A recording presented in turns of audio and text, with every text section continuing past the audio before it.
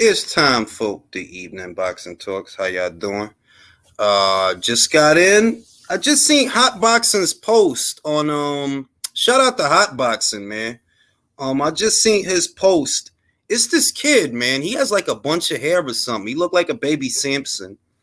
And he was there with a bunch of OnlyFans models. And he was like, yo, I ain't know I was gonna be talking to illiterate people that don't know how to read.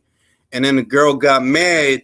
And he was like, all right, then you be reading? Name 10 books. And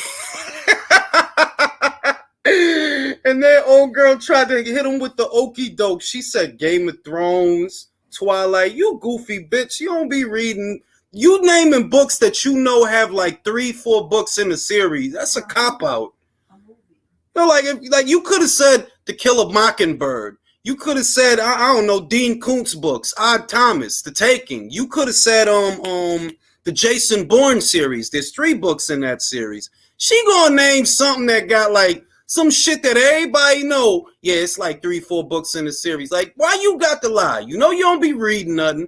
And I think that's what's wrong with this generation, man. Like, why you lying? You don't read no books, fam. You don't read no books. If she did say Harry Potter, you know what the thing is? If you told me that the first book that came to mind when you thought about books is Harry Potter, it still sends the same message. Of all the books out there, all these different books, Harry Potter was the Yo, that Bill Clinton, I fucks with him, man. I did not know that I was talking to illiterate people. I fuck with him, man.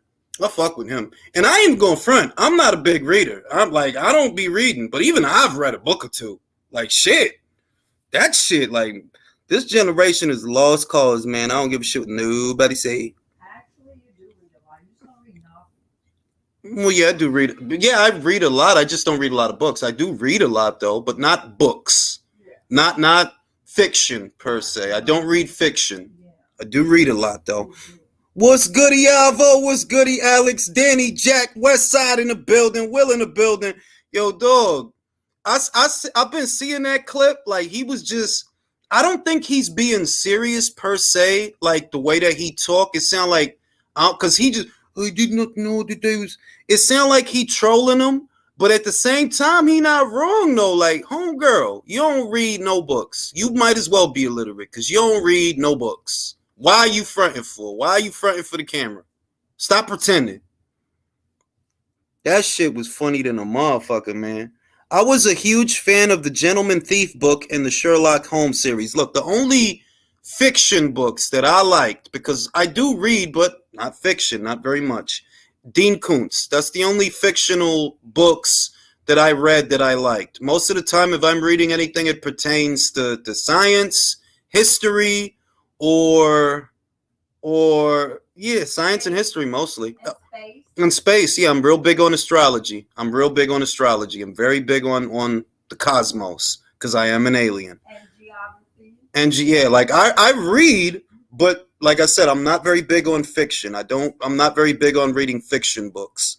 But that shit is the funniest shit I've seen in a long time. Because it's like you refuse to take the L. And you think that by lying, you not taking the L. You already took the L as soon as you had to lie. You don't be reading nothing. Fuck you lying for.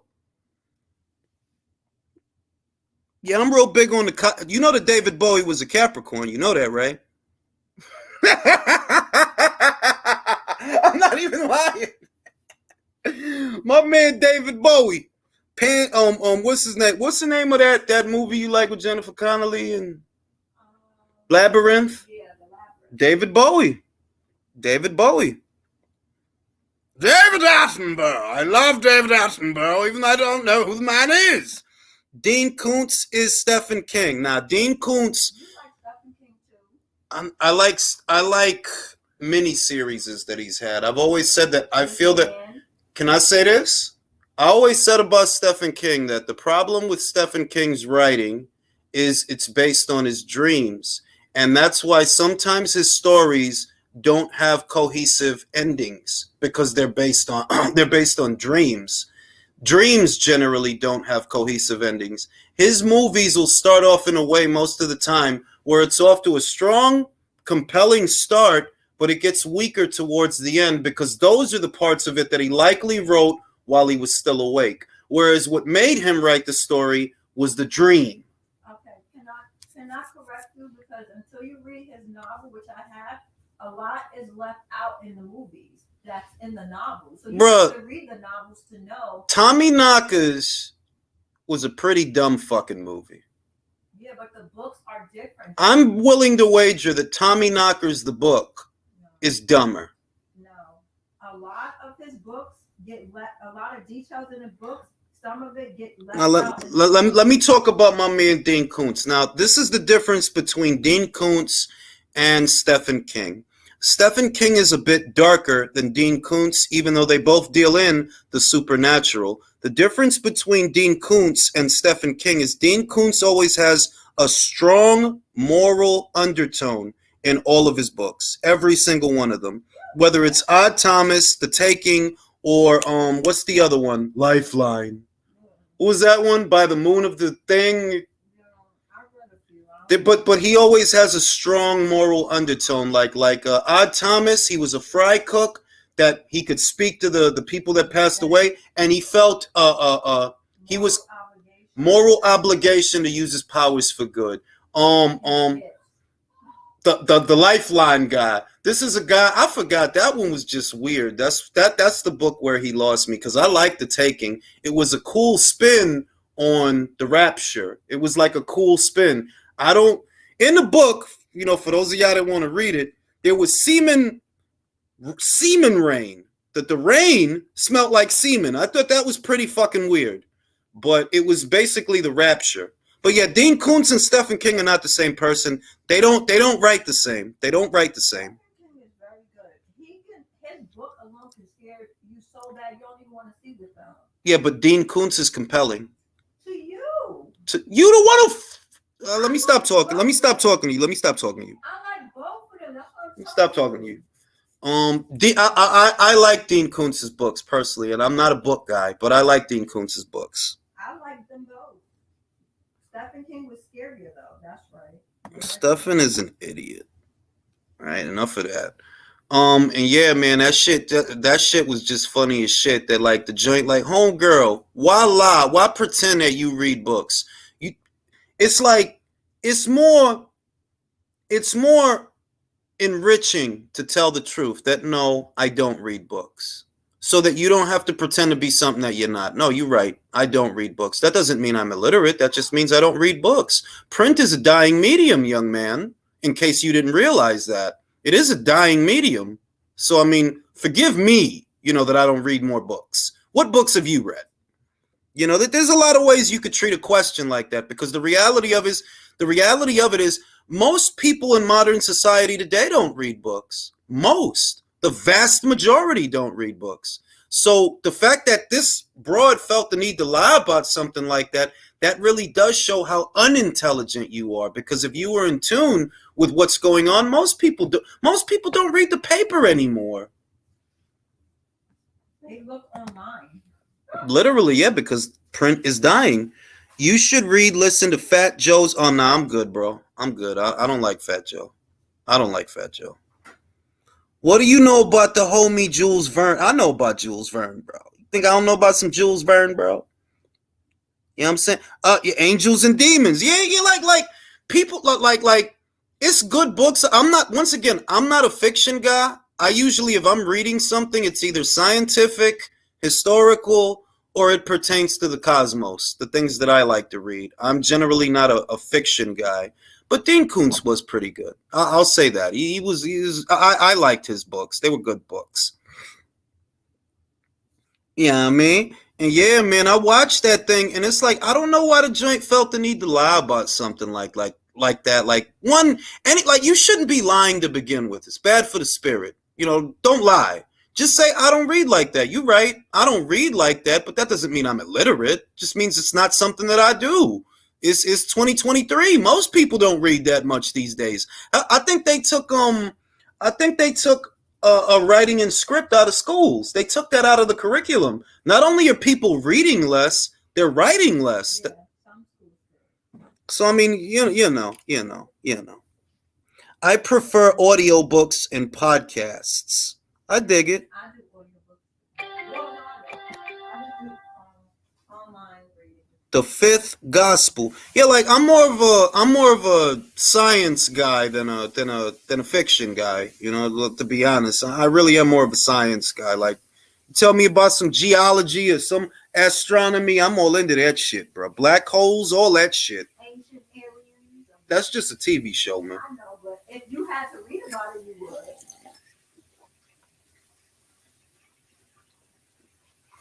Because most of it is theoretical, that's kind of why they lose me. Most of what they said on that show is theoretical, and they're hypothesizing.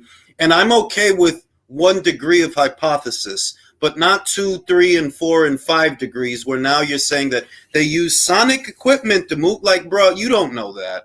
You don't know that. You know what I mean? Like, that they use magic spells to move. You don't know that. Or do they? No, they don't. No, they don't. Drew says, people on Box and Twitter are more worried about Eddie's private sex life than the direction of the sport and inactivity. Yeah, I heard that there's a rumor going around that Eddie Hearn, you know, and I don't want to be responsible for spreading the rumor, but since it's out, might as well address it, that Eddie basically had something going on with one of the fighters. The fighter that they're talking about is Sky. And the most that I'll say about that is, if I'm Eddie Hearn and I'm in that position, I don't do that. I don't do that for a number of reasons. I don't think that was smart of him. If he did do that, I wouldn't do that. I wouldn't do that. You know what I mean? You got a lot of money, you know, and you could go anywhere in the world and you could be with any joint. Don't shag the fighters, bro. Don't shag the fighters. That there's so much that can go wrong with you doing that. Don't do that. But I don't know, bro. I guess he got something for Australians, man. Or maybe it was love, not just sex. Even if it was, it's not worth the gamble. I'm sorry. You know me, dog. I'm very honest. That's rude. That's not rude. Like, bro, go shag somebody else. Go shag a movie star. Go shag somebody that's on a TV show. Don't shag people. Don't shag people that, like, is there anything unethical with a promoter having a relationship with a fighter? No, not necessarily. But the potential for that to become a disaster, yeah, it's there. So I'm like, I'm good. I'm good, dog. You just hit them mitts and work on that left hook and work on that jab, and you leave me the hell alone. Because what might happen is, if this fighter that I'm shagging ends up getting more dates than another fighter that I'm not shagging, you know what they're gonna say? Oh, I see. Bang. It's like, nah, I'm good, dog. Like, I don't need this. I don't need this. I'm out of here. No, sex and co-workers do work.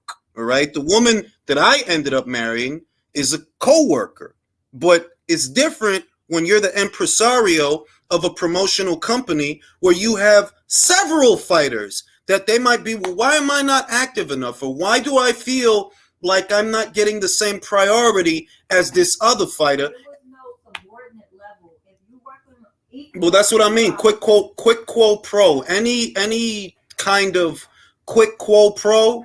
Nah, bro. Like, no. Go shag a stripper or something, bro. Like, no, you can't shag the fighters, bro. You are a promoter. Promoting, you can shag other fighters. No, shag somebody else's fighters, not your own. Go shag Frank Warren's fighters. Go shag Sky Sports' fighters. Don't shag your own fighters. That's fucking, like, are you nuts, bro? Go shag somebody at Sky. Then that would be enemy territory. That would not be. But that's a good way to stick it to Ben Shalom. Like, you know who I just shagged? What? Who'd you shag? Shag your fighter. Click.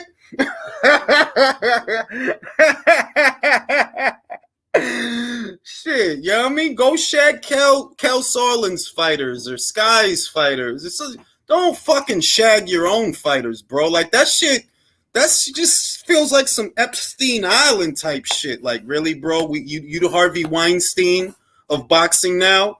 That's what they're gonna say. It's too many people that hate Eddie Hearn for no reason for you to be shagging your fighters. Now what they're gonna say is he's Eddie Weinstein or he's Harvey Hearn. That's what the shit gonna be now. And look, it's ethically, there's nothing wrong with you.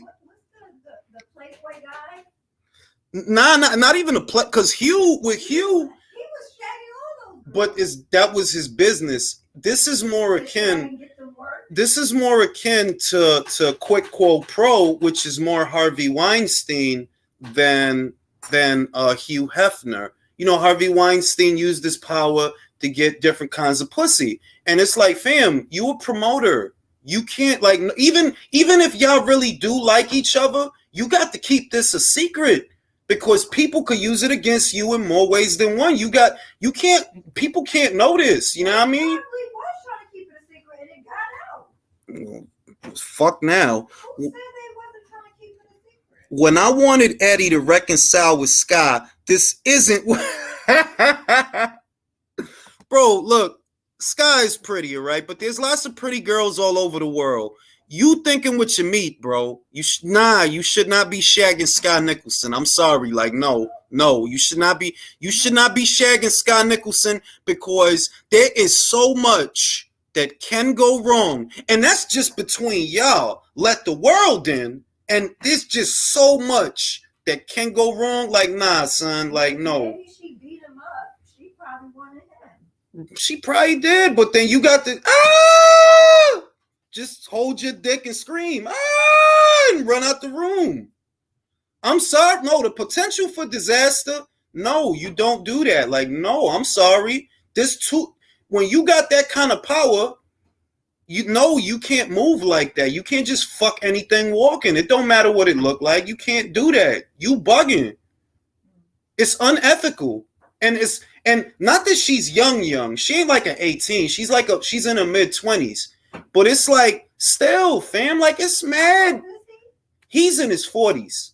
Oh. Then that's not, it's not like that, but it's more like, fam, it's lots of 25-year-old girls that got nice thighs and stuff like that. Go shag one of them. Don't shag your own fucking fighters, bro. That shit, no, bro.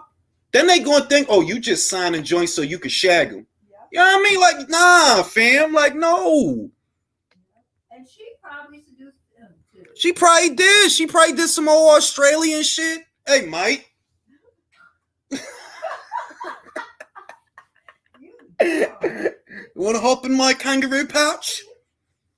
Like, nah, son, like, you can't be doing, like, far be it for me. I'm just outside looking in and I'm just saying what I'm thinking, the same as y'all. So, they life is they life. But personally, I knew about the rumor for a long time and I said it then, this is a mistake. You should not be doing, like, I don't care how good it is. Don't care what she looks like. You should not be doing this. Not yet. No. Crikey! That's what they say in Australia. It's like, oh shit. Crikey! Like, man, you ain't supposed to be shagging your fucking fighters, bro. You know what I mean? He fucking up, man. I heard about that shit, and I was like, nah, son. You're not supposed to be. I don't give a shit, bro. You're not supposed to be doing that. I know y'all both adults, and I know this and I know that, but nah, son. You got too many enemies to move like that. That's the first thing. Even not exclusive to the female, which has the potential for disaster in and of itself. You got too many people that'll try to use that against you, bro. They're going to be like, why Sky fought 5 times last year? I didn't get to fight 5 times last year. Eddie Hearn trying to put his shrimp on the bump. Wait.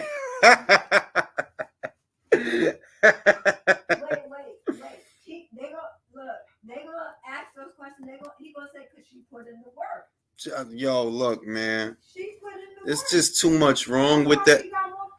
It's too much wrong with that, though. Like, there's nothing written anywhere. It's unethical. There's nothing written anywhere that says that, you know, a promoter can't have a sexual relationship with a fighter.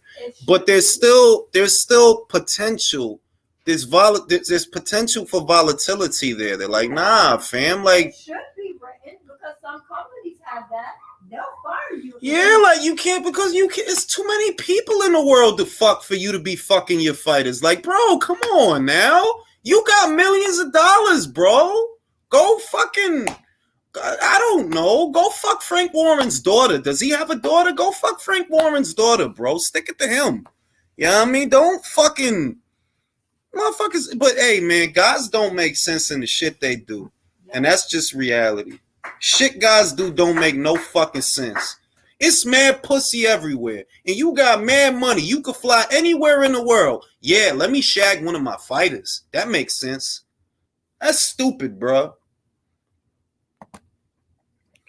Eddie probably took a page out of Oscar De La Hoya's book and decided he wanted a dime half his age. Unfortunately, he didn't pick a lesson. Bro, you can't, like I said, bro, it's too much opportunity to be like, nah, see, it's a proximity thing with coworkers. When you around somebody all the time, you get to see them more often than somebody sees them in a club. Or you get to see them more often than somebody sees them at a social function or a lounge. So the potential for feelings to develop is there in a working environment. But you are a man of industry, bro. You not Joe Blow at Starbucks. You know what I mean? You not Joe Blow at fucking, I don't know, Sam's Club. Like, you, nah, fam. You can't move like that. That's the equivalent of a manager shagging one of the register girls, and then she keep getting more raises and treatment and shit, and then people gonna look at you crazy like, oh, now we know why, because you was shagging. I mean, I guess he figured Clinton did it, so. Hey, man. That's the rumor, man. That's the rumor that's going around. And I knew, look, this is how much. I already heard about it months ago.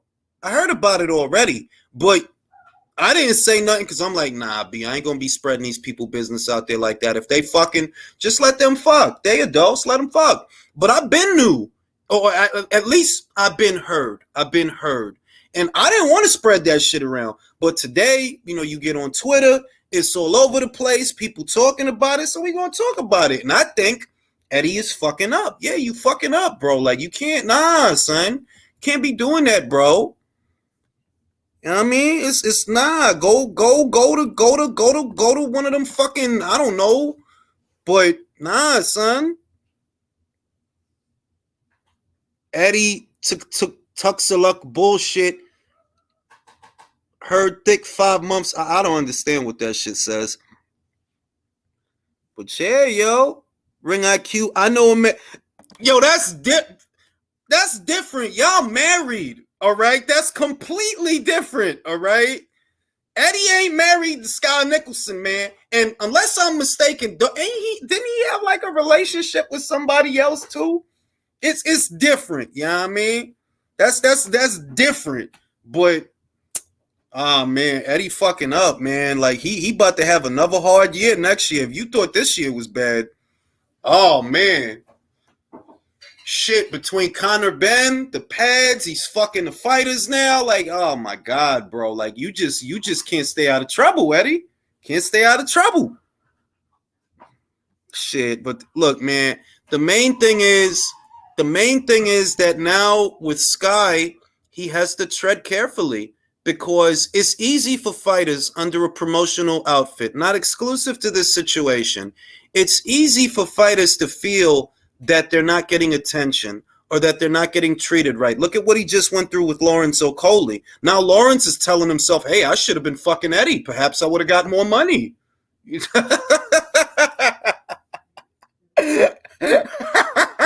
I'd have known that's what he wanted.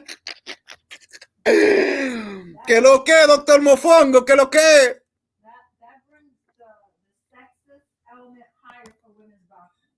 No, but that's what but you see, that's what I mean. That like, it's almost like, look, for example, if you cover the sport and the women that are in it, it would be inappropriate to be like, well, you know, this fighter got a fat old ass. You can't do that, bro.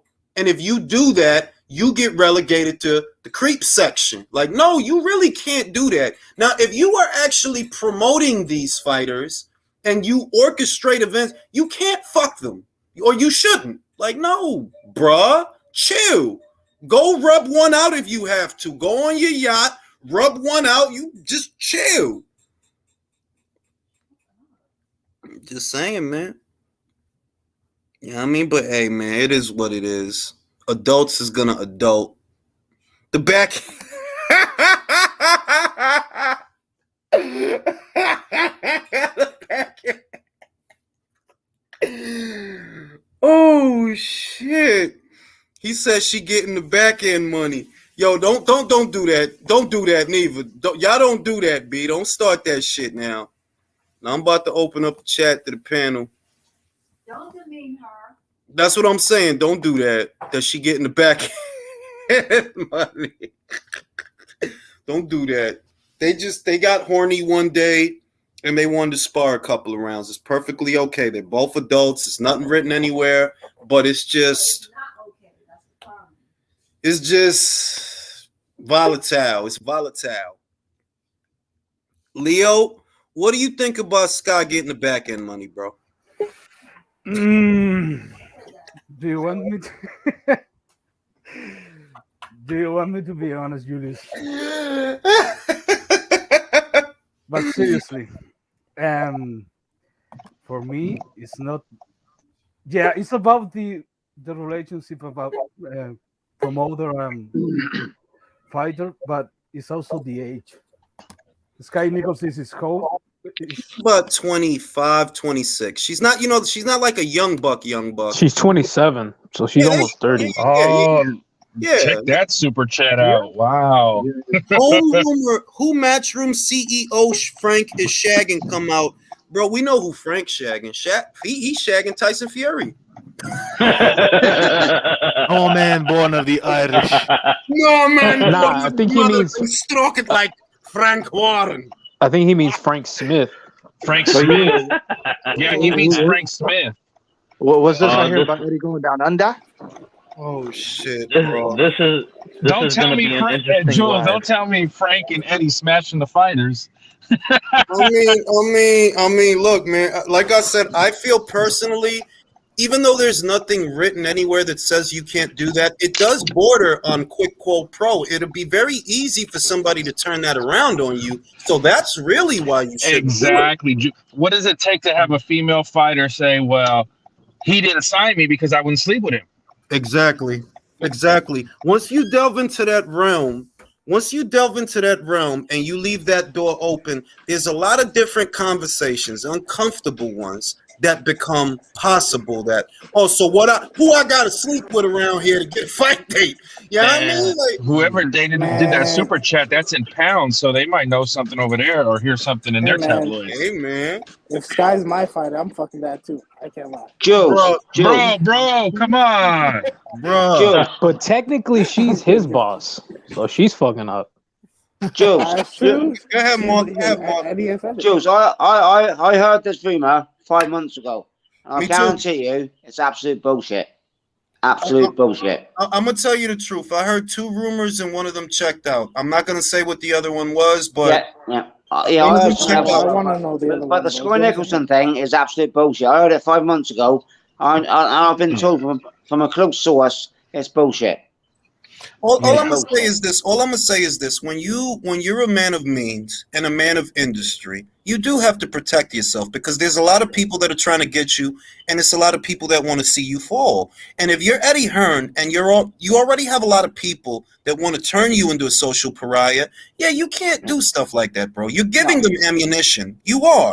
Jules, he's got 3 kids and a wife, and I know he loves his wife to bits. It's fucking bullshit. It's absolute bullshit. All right, look, now that I'm on the balcony, you know what I'm saying? I'm just saying. He could have 3 kids and a wife, bro. He probably do get some side action, but don't fuck the fighters, bro. Don't fuck the fighters. That first. I agree. And but I'll tell you what. If I had to bet my house, I'd bet my house that he ain't fucked Sky Nicholson. No way. I just hope he didn't. I just hope he didn't. Go ahead, Avo. I said something. JBN. Oh, shit, I thought that was you, Avo. Oh, go ahead, JBN. It's like they say in the streets: don't smoke your own product. Don't get high on your own supply, bro. Don't get high on your own supply. Yeah. I mean, realistically, is this any different than from the PBC? They get dick in the booty contract. She gets back end money. Yeah, I mean, Errol's getting fucked by I heard Al. that same rumor about Leo Santa Cruz and Al Heyman. It makes, if that rumor came out, I would wholeheartedly believe it. Yeah. They've been fucking tank for years. That's what they've actually meant this whole time. This whole back end thing. That's what that was. I mean, that's what I heard. The back end money is. But look, in all seriousness, I really hope the rumor isn't true, and I hope that it doesn't affect, because the problem with this is the sport has achieved a lot of progress. People are seeing that you can put two females on a card, and as long as the fight is good, it doesn't matter if it's two guys or two girls. And you don't want that progress to be stifled by the dichotomy of men and women in the workplace. You know, like, nah, we don't really need this bullshit. You know what I mean? So especially with all the whole Me Too movement and all that stuff, man. It's been, that's something that like you got to really be careful, tread water. You know what I mean? I don't even think it's about the fucking that sort of movement. I think what it is, it would tarnish Eddie's reputation, that how he's built up the women's boxing scene. If it came out that he's been shagging a fucking fighter that he promotes, it would tarnish his whole, what he's done with the women's boxing over the last 5 or 6 years. It's been fantastic. It would fuck it. It would totally fuck it. And they'll accuse him of like favoritism towards that particular fighter. Exactly. Let me read the super chat. Let me read the super chat. Liam Rockwell says, "These are baseless rumors and has for more potential to do damage to Sky's career rather than Matchroom." Some people, I agree. Because people are gonna paint her out to be the seductress and all that. It's like, bro, like. That's what, when I heard the rumor, and I'm like, I heard the rumor months ago, just like Mark, but I didn't say nothing because, bro, if they fucking, that's their business. Exactly. If I said all the rumors I'd been hearing, I wouldn't get invited to these private things. I heard all kind of rumors and shit, and you won't. Jules, I'll be honest. When it comes to that, I don't say nothing. Like, nah, that's. Jules, I'll be honest, yeah. Eddie's 45, Sky's 27. If he can tap that ass, fair play to him. I mean, but it's, my thing is this, man. Look, man, if you want a fucking Australian girl, just go to fucking Australia, bro. You're a fucking millionaire, right? Rent a yacht or buy a yacht. I mean, he did. He did when he broke into that market, Jules. So I mean, yeah, like this is like, come on, bro, because to me, I don't put it on her. I put it on him. Like, bro, you got to be better than that because you do run a company. You need to be smart. Stop. Yeah, but Jules, don't you think it's convenient? Don't you think it's convenient that Eddie Hearn is like the flagship bearer for women's boxing the last 5 or 6 years, and all of a sudden, like, there's this rumor now that he's having sex with one of his fighters? It's a bit too convenient. I'll tell you what. I heard the rumor from a fighter who heard it from a fighter. So did I. 5 or 6 months ago. So did I. I heard it from a fighter, and they heard it from a fighter. And you know, Mark, like, y'all know, y'all ain't never heard me talking about that shit, because I'm like, no. Bro, if they want to fuck, then let them fuck. Just let it be. Let it be. Like, maybe she liked the way he combed his hairs. I don't know. That's some shit. I don't know. You be surprised. Let me tell y'all. You be surprised how much pussy you can get off some good jokes. You know what I'm saying? Yeah. It's like you said earlier, Jules. Eddie's got fucking, he's a multi-millionaire. He can go anywhere in the world and shag fucking nice pussy. So why is he going to go after one of his fighters? Why is he going to go after one of his fighters? Don't make sense. He doesn't seem that dumb also to... I hope he ain't. With his product. I hope he ain't. Hey. Every man makes a dumb mistake with his little head. You can't say you've ever made a dumb mistake at least once. It's not that. It's that I'm sure that Eddie has made mistakes, irrespective of what we're talking about now. And every man on the planet is allowed that I guess, wiggle room. But really, though, look at what you're gambling, though. Everything you've built, everything you've done, don't gamble that for some twat, bro. Like, no, like you. I like, know, because all it'll take is Clarissa Shields. All it'll take. Hey, hold on. All it'll take is Clarissa Shields saying Eddie didn't sign her because he made a pass at her and she said no. Then why did ESPN not sign her? Because Bob Arum wasn't feeling it. Let me read the super chat. She didn't sign because he said no.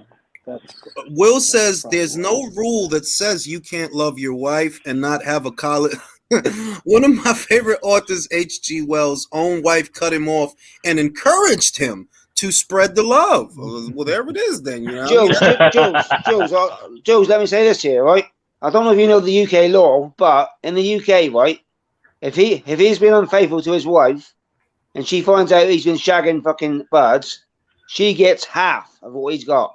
There's no fucking dispute. She gets half. The same here. She gets 50%, regardless. And there's no prenuptial bullshit. There's no fucking what you earned after we met and all that lot. She gets half of his business. He need to just go rub one out and relax, bro. Like, nah. Rub one out. I don't think he's that stupid, Joe. Do you honestly think he's that stupid? I hope not. Well, it's all hearsay right now, so yeah, but Joe, do you believe it though? Do you believe the rumor that you were told or whatever information you were told? No, do you believe it or not? I'll tell you the truth. With something like that, it's like where it is right now, right? I can't say that I do or don't believe it. It's possible. The most I can say is it's possible that, you know, she was hitting the mitts one night and the sweat on her thigh was it's possible, but it's like who released the information? Like, I'm not going to tell y'all who told me. I'm just going to tell y'all that somebody told me. That's same as you, Joe. Are they a fighter that signed the Matchroom? No. The fighter that told me was a Frank Warren fighter who told me. He told me 5 months ago. He told me 5 months ago that she's shagging him. And I said, nah, follow up. Hey man, you know, and I'm just gonna leave it there. Like, I'm just, Eddie, if you're listening, stop shagging Scott, bro. Don't do it. All right, just stop. I think Eddie will be fine regardless. I think it's Sky who's like at risk here because Matchroom is a family thing. Like, Matchroom is a family business, so like he'll be fine. I think it'll hurt Sky more than anything. Like, even if these rumors are fake, like it could because it's because of what it does. Because of what it does to the fighter's reputation, you know. Yeah, it's embarrassing for Sky Nicholson. It is embarrassing for her. It fucking hurts her reputation big time. Listen, Rachel heard it in April. Hey, Rachel, if you want to hop on, I'll hop off, and you can have your moment if you want. Hey, and if it was her that came at him, how can you say no? It's not no because it's not. Look, like I said, a lot of look in this world that we in today, right? We like to pretend that it's an even playing field, but it's not. I don't care if she offered him 30 slices of pudding. Nah, I'm good, Sky. I'm good for real. I'm okay. All right. I'm gonna go rub one out, and you work on your jab. All right. Work on your jab. I'm gonna hop off. I'm yeah, shopping, no. I got it. I'll hop off. It's hard to say that. Oh no, I'm shopping, so like I can't even be here. So you don't have to hop off. I decide what y'all want to do, man. Rock, paper, scissors, whatever. Now I'm gonna post the link, and we're gonna get Rachel's thoughts on this. And like I said, it's just, as a guy, you know you're in a vulnerable position because you have something to lose, and just the fact that those allegations are out there, it is somewhat damaging to your reputation. It's not something you want to be involved in. Rachel, what do you think about it? Is there anything unethical, in your opinion, about a promoter cavorting with one of his fighters? I mean, I think so. I think morally and ethically, right? Like, morally, he's married. And I think for business ethics, like not separating personal and professional business. Because the thing is that, you know, there was where I heard it was when we were in New York at the Matchroom fight. Because I was kind of like watching everything, and I was like, I honestly didn't know who Sky was. I thought she was Eddie Hearn's girlfriend until at the press conferences. And then somebody told me, I don't remember who it was. It might have been Nonito. And he's like, no, she's fighting on the card. I was like, really? I was like, he's like, yeah, that's Sky. I was like, oh, I've heard her, but I never saw her in person, never really, paid attention because she was over across the pond.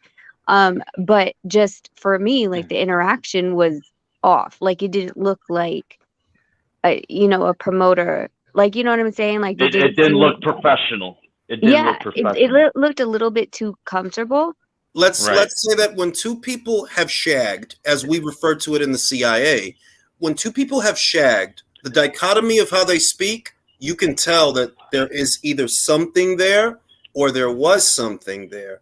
And Rachel's not the only person that told me that the way that they interacted with, that they saw the same, essentially they saw the same thing that she saw when I heard the rumor months ago. But as stated, I don't like what it does to her because she actually is a good boxer for what it's worth. And that's the sad part, that your ability as a fighter may now be overlooked, and what success you have may now be overlooked as a result of what could be a baseless rumor, or let's say it's true. Just because you're shagging Eddie doesn't mean you're not a good boxer. You are a good boxer. You come from a good amateur background. You're a southpaw, great set of legs to move around the ring, knows how to navigate the ring, has a good jab, hooks on the turn. She's a good fighter.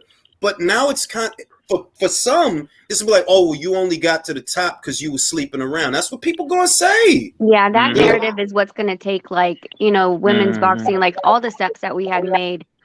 If this actually becomes like a huge thing, then yeah, it's going to take 20 steps back, because they're going to say like, oh, so who did Amanda Serrano sleep with? Who did Katie Taylor sleep with? Who, all of these questions are all of a sudden going to come up.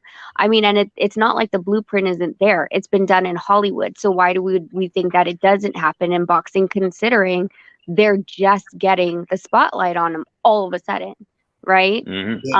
So I think that's what happens. It's going to discredit the women boxers, because of these opportunities that all of a sudden arose. No matter how long that they've been fighting for it, like all of a sudden, boom, there's like women cards like left and right. And people are going to question it. And if that rumor, the worst part is if it's just a rumor, and she leaves Matchroom and she goes for another promotional company, there's always going to be something in the back of, most of the 99% of the promoters are men, and they're gonna be like, oh well, so was this true? What do you do? Do you fess up, or do you say yes, or do you say no? And do they treat you differently? Do they look at you differently? Yeah, and they're also gonna look at Eddie Hearn differently. Like they're gonna be, some of them are gonna be accusing him of favoritism towards that particular fighter. Yeah, but at the same time, listen, like. We're like I said, we're moving into a lot of the more women empowerment stuff, but boxing is still 10 years back as far as the business of boxing. And Eddie will just get a slap on the wrist. Like, oh, you bad boy. Why did you do that? I know you saw her in her underwear during the weigh-ins, but really, you really didn't need to take it that far. But he's just going to, it's an old boys club. They'll be like, yeah, I get it, bro. That's why I lay the blame, but that's why I lay the blame for that at the feet of Eddie more than, because this is the other thing. She's young, like she's young. She's a young woman. Whereas Eddie, you're a grown man, like you're in your same age group as me, essentially. He's in the position of power. And if you're a married person or a person that's in a relationship and flirtatious conversations are happening, as a man, that. So it's kind of on you to nip like, hey, I'm cool, okay? Work on your jab, because I'm cool. I'll go rub one out. I'm cool. We don't need this dichotomy, because he is married. He does have children, and don't do things that you wouldn't want. If your wife were here, would you be talking? All right, then don't do that shit. All right. Yeah. But Jules, I've also heard and I've heard it from a couple of sources that Sky Nicholson is actually shagging the commentator on David Diamante? No, the commentator. What commentator? Mora? Sergio? No, the British commentator. What, Costello? No, for fuck's sake, the young guy, Chris Lloyd. No, the other one. No, look, I'll tell you what. If it's Chris Lloyd. let me say this: if it's Sky and Chris, that's perfectly okay because exactly he's not married. He's not in a moreover, he's not in a position to reward her or penalize. You know what I mean? That the power dynamic is not there. They may as well just be subordinates on the same level. I could see Chris because he's a young guy, he's real tall, got muscles. And he's not married. He's not married. He's got no kids. There's no disgrace there whatsoever. They can do what they like. And I remember there was a meme of them. You remember the meme that was yeah. And that's perfect. They're both young. They got hormones. Crazy kids. But Jules, I heard this before that meme. Before that meme went viral, I heard this 2 months before that meme went viral that they were having bits and pieces. The other thing is this, though. There is an implication, and I believe that the other side of the implication is it not Sky's prerogative to do what she wants to do on her terms? Because do you understand what I mean? That look, it happens, and she's an adult, and it's kind of antiquated to try to also turn it over like, oh, you're taking advantage, bro. She's 27. Yeah, she's not a baby. She's a grown fucking woman. So she's a grown woman. Let me say this. I know, but she doesn't look it. Like she you know what I'm saying? Like no, I'm saying like she looks so young, which is great for her, right? She doesn't look like a 30-year-old, I don't know how to say this, but Anyway, she looks like she's younger. Yeah, don't mention nobody, Rachel. Just say she doesn't look like a 30-year-old because she really doesn't. She doesn't even look like she's approaching 30. She looks like she's 21. Yeah, like the barely legal stuff. Yeah, she looks like she can buy a beer in the USA.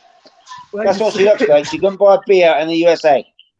But look, man, all I can say is, believe it like my wife. I met her at my job close to 20 years ago. So it's like workplace romances, they happen because you're around someone more often than you would be a woman at the club or a woman in a lounge. It happens, and that's normal. But when it becomes a quick quote pro conversation, you got to be careful, bro, because you're in control of this entire operation. So think about, if, and I'm not saying that he did. We don't know if he did or didn't. We just know that a rumor is out there, and it could very well be a rumor that somebody started, you know what I mean? Maybe to hinder him, or it could be that maybe they do seem a little bit too comfortable around each other, which could be maybe indicative of something. But it's like, bro, you're married guy, bro. Nip it in the bud, bro.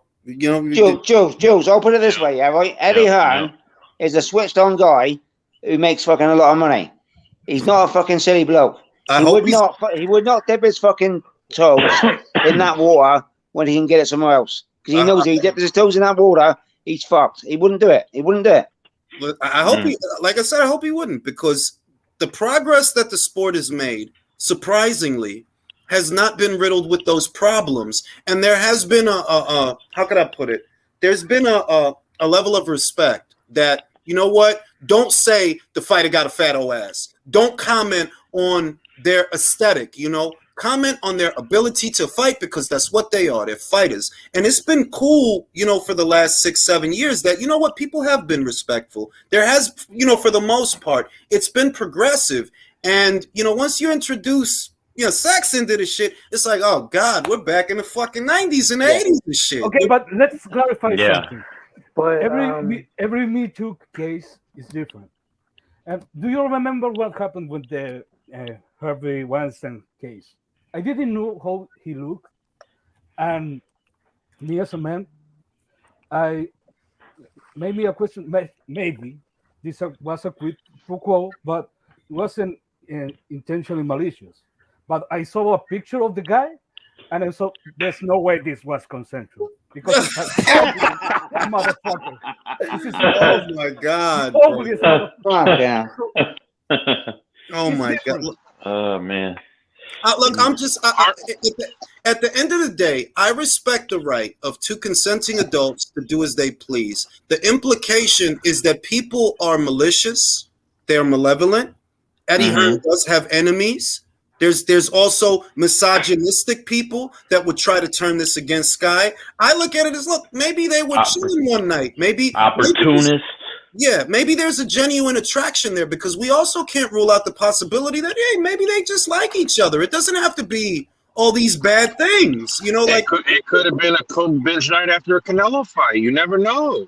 Yeah, Canelo's fights are really exciting, you know. So I mean, it's a lot of stuff, man. But the world is fucked up, and you have to be mindful of that when you have something to lose. That's the moral of the story. The world is. Well, Jules, I just gotta say this, this is where the sport's at. Where we can't even talk fights because it's fucking. Well, it's not like we can talk about Tszyu versus Jermell Charlo. So this is where it's at. Oh, don't tell me that, because that broke my heart. I was freaking like, see, this is why, like, now I feel like I'm not gonna like schedule anything until like maybe 2 weeks before, and even at that, still fights fall through, because I was like, yeah, okay, I'm not gonna go to Tank. I don't want to go to DC. It's cold as shit. Not going. And so I was like, okay, well, Charlo's here. It's a PBC card, and it's in Vegas, so I'll just get dressed, go and drive down the street. And then that freaking thing fell through. I was so pissed.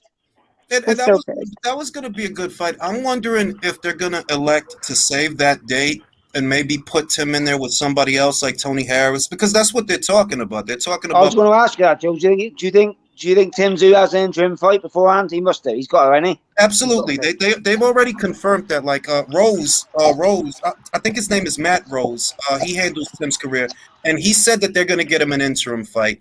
But you have to wonder, is it going to be a fight where, you know, his interim status may be in jeopardy? Because Tony Harrison, he's experienced, man. Like that. That's a potential banana skin if he takes on Tony. Like, yeah, Tony's been knocked out before, and I get that. But, you know, you give him an opportunity, you never know. How long are they saying that? Do you think they salvage the date? How long Charlo out for? His broken hand. How long? I mean, this is the story according to Jermell. He's gonna wear the cast for 2 months, right? And after that, he has to do rehabilitation. So I feel like at minimum, we won't see this guy 6 months into next year, and he may fight once. That's another thing I think. Like, as far as I'm concerned, Mark, I don't think that Jermell is coming back to 154. I really don't. I think he's moving up. Yeah, I think he's moving up either. Because of the schedule. Think about it.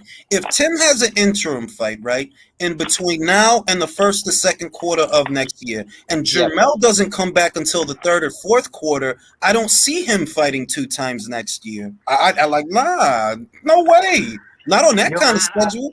That's a good show, actually. That's a good show, George. That's a good show. I'm so disappointed in Jermell Charlo because I don't think that he's scared of Tszyu. But I do think that they made him fake the injury. And I'm so disappointed that he's listening to these idiots. So you have already been laid off for a year, and now you're listening to them to be laid off for even longer. Like, no activity whatsoever. Like, I'm disappointed that he's listening to these people, man. Well, I don't think he really has a choice. Because, like, look, Broner said it. Broner said it on the Porter Way podcast that's what they do over there. They got guys sitting out, and they doing it. He do I believe he's injured? No, I don't believe he's injured. But at the same time, I don't believe he's. Who Mike is that? Who got all that going on in the background? You think that's bullshit, Jules? Yeah. You think the injury's a lie? Absolutely, I believe it's bullshit. And I don't believe it's bullshit because he's afraid of Tszyu. I believe it's a lie because of the budget, because of what they're going to have going on. Remember, if Fox is leaving boxing, right, this year, that's the rumor, that Fox is done with boxing, that means that the fighters that have been on Fox, they're going to go over to Showtime. And it's that many more fighters that they have to accommodate. That's Wilder, that's Spence, you know what I mean? They've only got a certain amount of slots. I know what you're saying. They've only got a certain amount of slots. They've only got a certain amount of money. Joel, so you actually believe that these fighters have absolutely no control of what they're doing? No control whatsoever. That's scary, man. That's scary. It's all about what you sign, bro. It depends on what you sign. And the days that they fight, that's based on the network. It's not based on when they want to fight. It's based on when the network allows them to fight. When they have a slot for them to fight. It's not based on, well, I feel like fighting now, so we gonna fight now. They ain't Canelo. You know what I mean? Like, nah, they ain't Canelo. And in my little Twitter back and forth with Espinosa, when I asked about all the cards being pay-per-view, more lawyer talk of like, well, it's at the discretion of the promoter. That lets me know the budget shit already.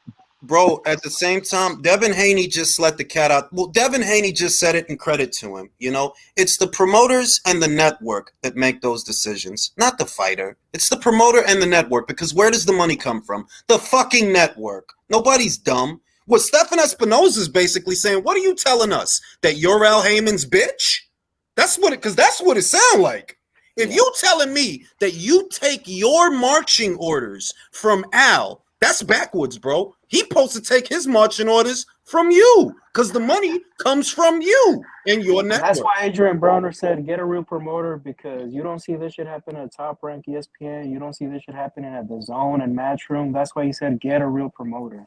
He did, yep. That's his words. Liam says, back to boxing, Jazzy Parr versus Ruiz, end of February. For those that don't know, Jasmine Parr is the young daughter, 19 years old, unbeaten up-and-comer, 3-0, of kickboxing legend John Wayne Parr. You know, she comes from a fighting family. Her father fights, her mother fights, she fights. She's a Muay Thai fighter, but she transitioned into boxing. Very talented. I believe she's a super flyweight, and that's somebody to look out for. Very good fighter. Get Hand says Fast Eddie is what? Yo! Oh shit! Shit! I know. What Jules, what you were saying though, Broner basically said Tom Brown, Samson, DeCubas, and Mayweather Promotions, they ain't shit. They ain't promoters. I mean, look, I've been saying it I said it in the last live that I did, that it's not like Samson Lukowicz, for example, is brokering a deal with a network or a broadcaster independently. It's a small time outfit compared to a Top Rank or a Matchroom. It's a small time outfit. And if you think about the proliferation of guys that are over there, like Sean Gibbons of Manny Pacquiao Promotions, Samson Lukowicz, Chino Maidana Promotions, which is a fledgling promotional company that I think he started out only 3 years ago. These are small outfits that are not brokering deals on their own. And what the PBC kind of is a proliferation of small outfits. It's not like Top Rank that is Top Rank doing the deal. It's Top Rank that has the deal with ESPN. Nah, it's a concentration of small outfits. And their ability to really promote a show and sell a fight and build a fighter, you see the end result. You see like, yo, y'all got fighters, but none of them is really buzzing like that. They're like you said, Drews, they're grasping at whatever crumbs Al Heyman lets go. And a lot of the times it's now, here, I'll give you this extra 100,000, Samson, just keep your guy on the shelf. Yeah, I mean, the whole situation is bad. Country says, does this mean we can call Eddie Mr. Shag-O-Matic? Y'all gonna leave that shit alone. Michael Buffer says, if this is true, Eddie will always find a way to wriggle around this. He's the master of getting out of trouble. I don't believe this. Can't wait for IFL. No, look, if I'm Eddie, are you listening, bro? Listen to me, bro. The smartest thing you can do is not address the rumor. Act like it doesn't exist and make it go. He will. You know he will. Don't encourage people to ask you about this. Furthermore, irrespective of what someone asks you, who you're fucking is your own business. So don't bother with this shit, and don't even give it the time of day. Like, bruh, don't ask me no stupid shit, bro. As soon as you have to explain yourself, you're already losing, because people aren't gonna believe you anyway. Exactly. You might as well not explain yourself. Don't bother with this shit, Eddie. All right, call me, Eddie. Call me. If you don't call me, call Drew. Jules, you were just speaking about just jog my memory. You're talking about women's boxing. Obviously, you know for a fact that Eddie Hearn wants to make Ebony Bridges against Shannon Courtney for unification next year. But do you think Shannon Courtney can actually beat the girl that took Shannon Courtney's title or not? I'll tell you the truth, bro.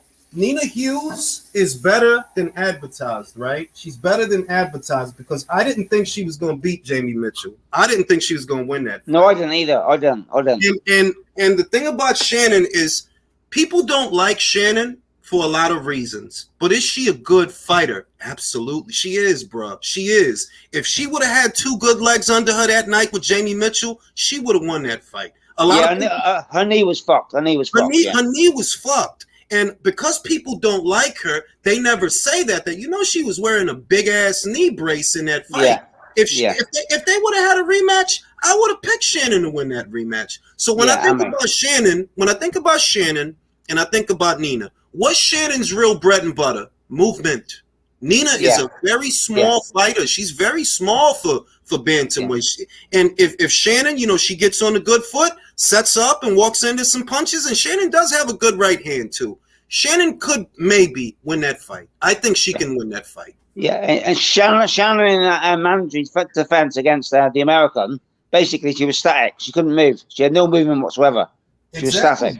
It was fucking awful. It was awful. Movement is her bread and butter. Movement is what she's good at. Like she's not a pressure fighter like Ebony. She's not like a heavy artillery fighter. Her shit is her ability to move and punch, and she couldn't move. She really couldn't move. So but I'll tell you what, though, mate. Eddie's a clever fucker, isn't he? The signer. He's got all three of them now in that triangle. He's gone. Yeah, like he's in a very good place. And I said it in a video I did that we're probably not going to see Ebony until the third quarter of next year because she already had a hand injury. Because of a surgery on her hand. Yeah. She had the surgery, so we're probably not going to see Ebony until maybe the third or fourth quarter. Hopefully, we see her in the third quarter, which sets up a unification match in the fourth quarter. Hopefully that's how it happens. Hopefully. And do you think that will be Shannon Courtney? If you had a bet on it? I don't know, man. It's not easy, man. Like shit, like people don't like Shannon for a lot of reasons, but she is a good fighter. I don't like her, but she is a good fighter. She is. When she's fit and ready to go, she is a good fighter. I don't like her as a person, but as a boxer, I respect her. She's a good fighter. So, I'm more of a fan of Ebony than I am of Shannon. But to say that it would be easy to win a rematch, it's not going to be easy, man. It's not going to be easy. Like it's not. Now, Liam says Australians think differently. Tim will definitely want to fight Harrison. He will see it. He will see that he won't deserve to fight Mel if he can't beat Tony. And I want to talk about that, the perils of that fight. Can I ask you a question real quick, Drew? Is Tim exclusive to Showtime? It looks that way, yeah. It looks that way. In America, if he fights in America. Yeah, it looks that way in America. In the UK, so he could fight whoever he wants in Australia. Yeah. And the perils of fighting Tony Harrison is if he keeps it long and loose and on the outside and he stays behind the jab, could create a lot of problems for Tim Tszyu. Tim has the right base style, but he's nowhere near as experienced as Tony. He isn't. Tony's been in there with a lot of good fighters. Some of them beat him, sometimes he won. And it's like, if you're Tim, do you really want to fight Tony Harrison of all people? And this is one of them situations where I'm mad at Crawford for how it ended with Top Rank, because for the sake of argument, had he still with Top Rank, this is one of them moments where Bob can talk to Paco and be like, okay, Paco, order Tim and Bud for the Mando shot at 154 since Charlo's gone.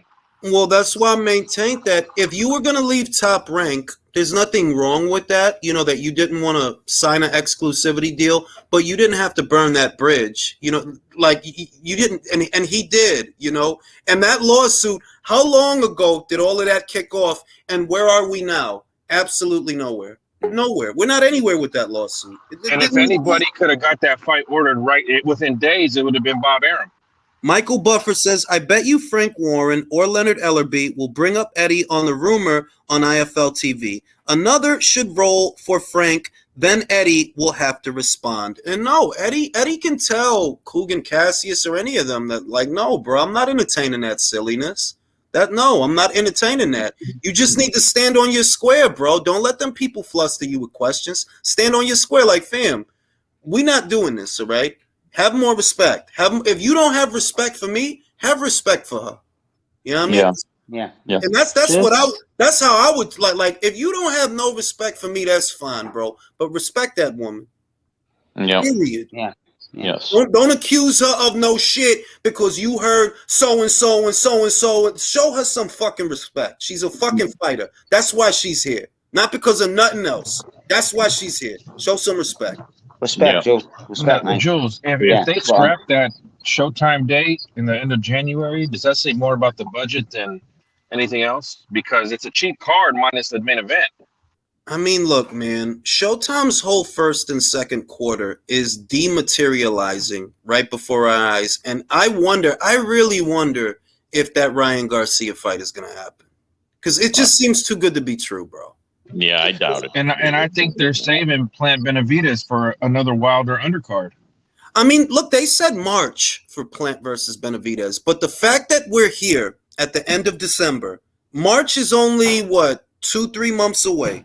And nothing official. It's like, why don't y'all have a date for that yet? Y'all fucking announced Ryan Garcia versus Gervonta Davis, which is all the way out there when? April, May? So why haven't you announced Benavidez versus Plant yet, which in theory is supposed to take place before that? If it's in March. Because they're a Mickey Mouse company, that's why. They ain't got a fucking clue what they're doing. Simple as that. Alexis, I'm going to shoot you the link. The link is for Alexis. Y'all understand in the chat? For Alexis. Alexis, you got them Tyson Fury pay-per-view numbers? Hey, Joey, before Alexis says anything, do you think that the injury to Charlo is a blessing for Tszyu or do?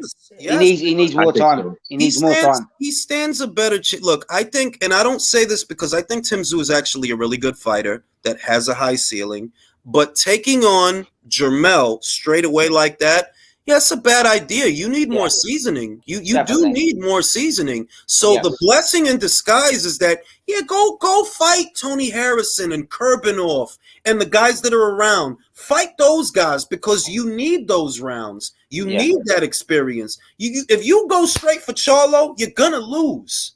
Yeah, I agree. Yeah, and that's not a knock. It's not a knock to say that. Yeah, I think he's a good fighter. Honestly, I think he's just not seasoned, George. He's not seasoned. Simple as that. Exactly. He's still a big green. Yeah, and there's nothing wrong with being green, but look at what happened to Erickson Lubin when he fought Mel. Erickson hadn't fought nobody. You didn't fight shit. So when you went in there with Mel, what happened? He got knocked out in 34 seconds. I'll tell you how you get Tim ready. You just start having him drink Bustelo coffee, and he'll get ready. Jules, tell me you won't be ready. Fucking ready, B. Dick be hard as a brick, bro. Bustelo, goddammit. I'll tell you what. I'm surprised that main event in Australia, who fucking promote him, who makes millions of dollars off, let that happen. That fucking Charlo fight. Surprised the fuck out of me. Will says the PBC is intentionally misleading the public to hold their interest. The problem with the constant lies is they eventually catch up to you. I mean, and one thing that I don't see a lot of people saying is that 126 pounds is a much better weight for Brandon Figueroa than 122 was. So who thinks that Fulton is going to win that rematch? I don't. No.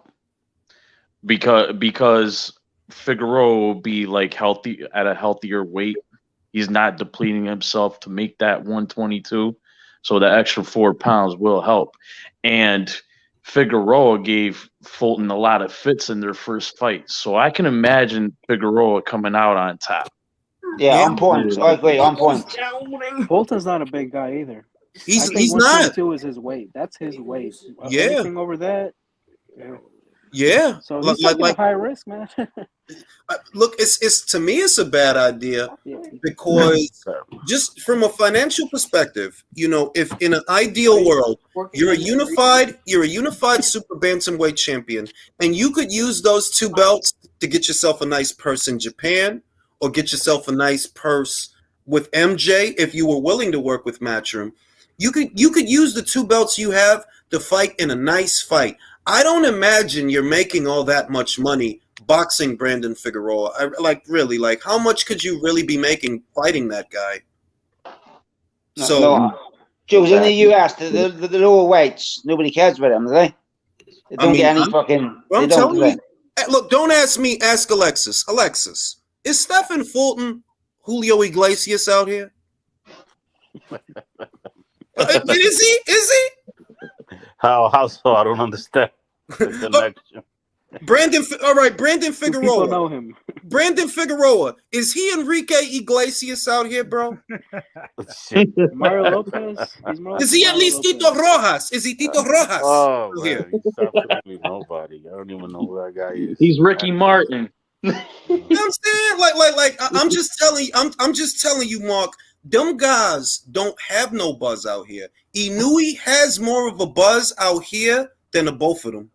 Yeah, but that's what pisses me off. People like Inui deserve fucking more buzz and more respect, and they ain't got it. In the US, they call him, they don't even talk about him.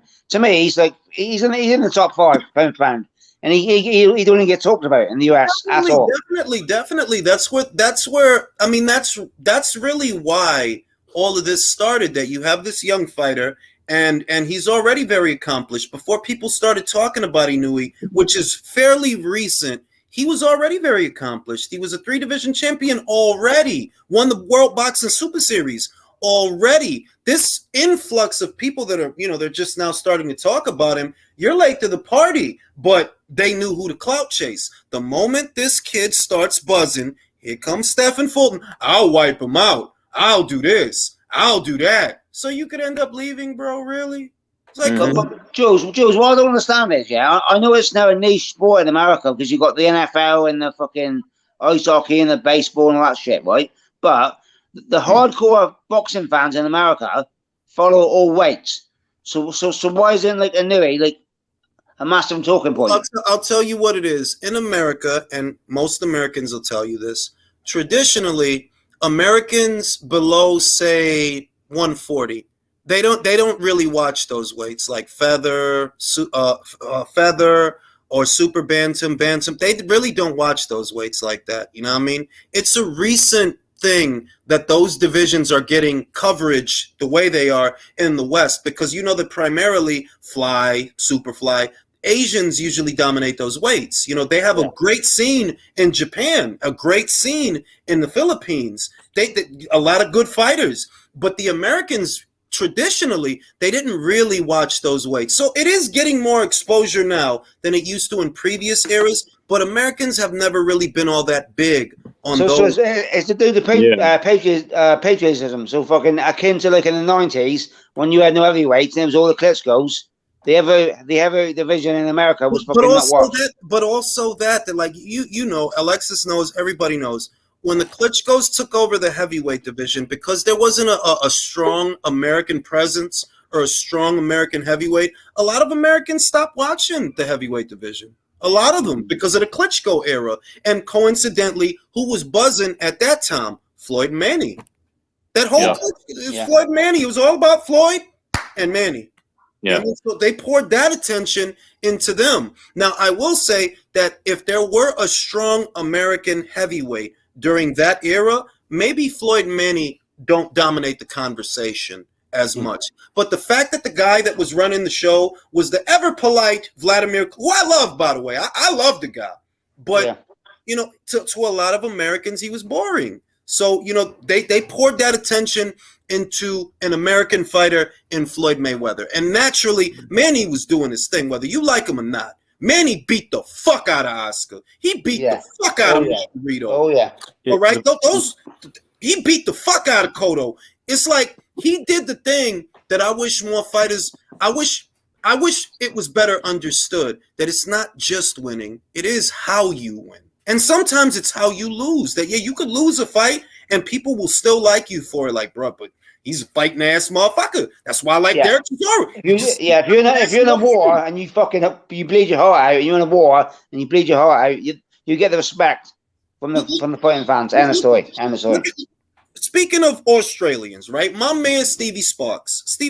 I remembered him from the Tim Tszyu fight because he stood in for Michael Zarafa, who shattered. He was supposed to fight Tim maybe a year, 2 years ago. He pulls out talking about COVID this and COVID that and COVID, I'm scared, whatever. Stevie Sparks pops up.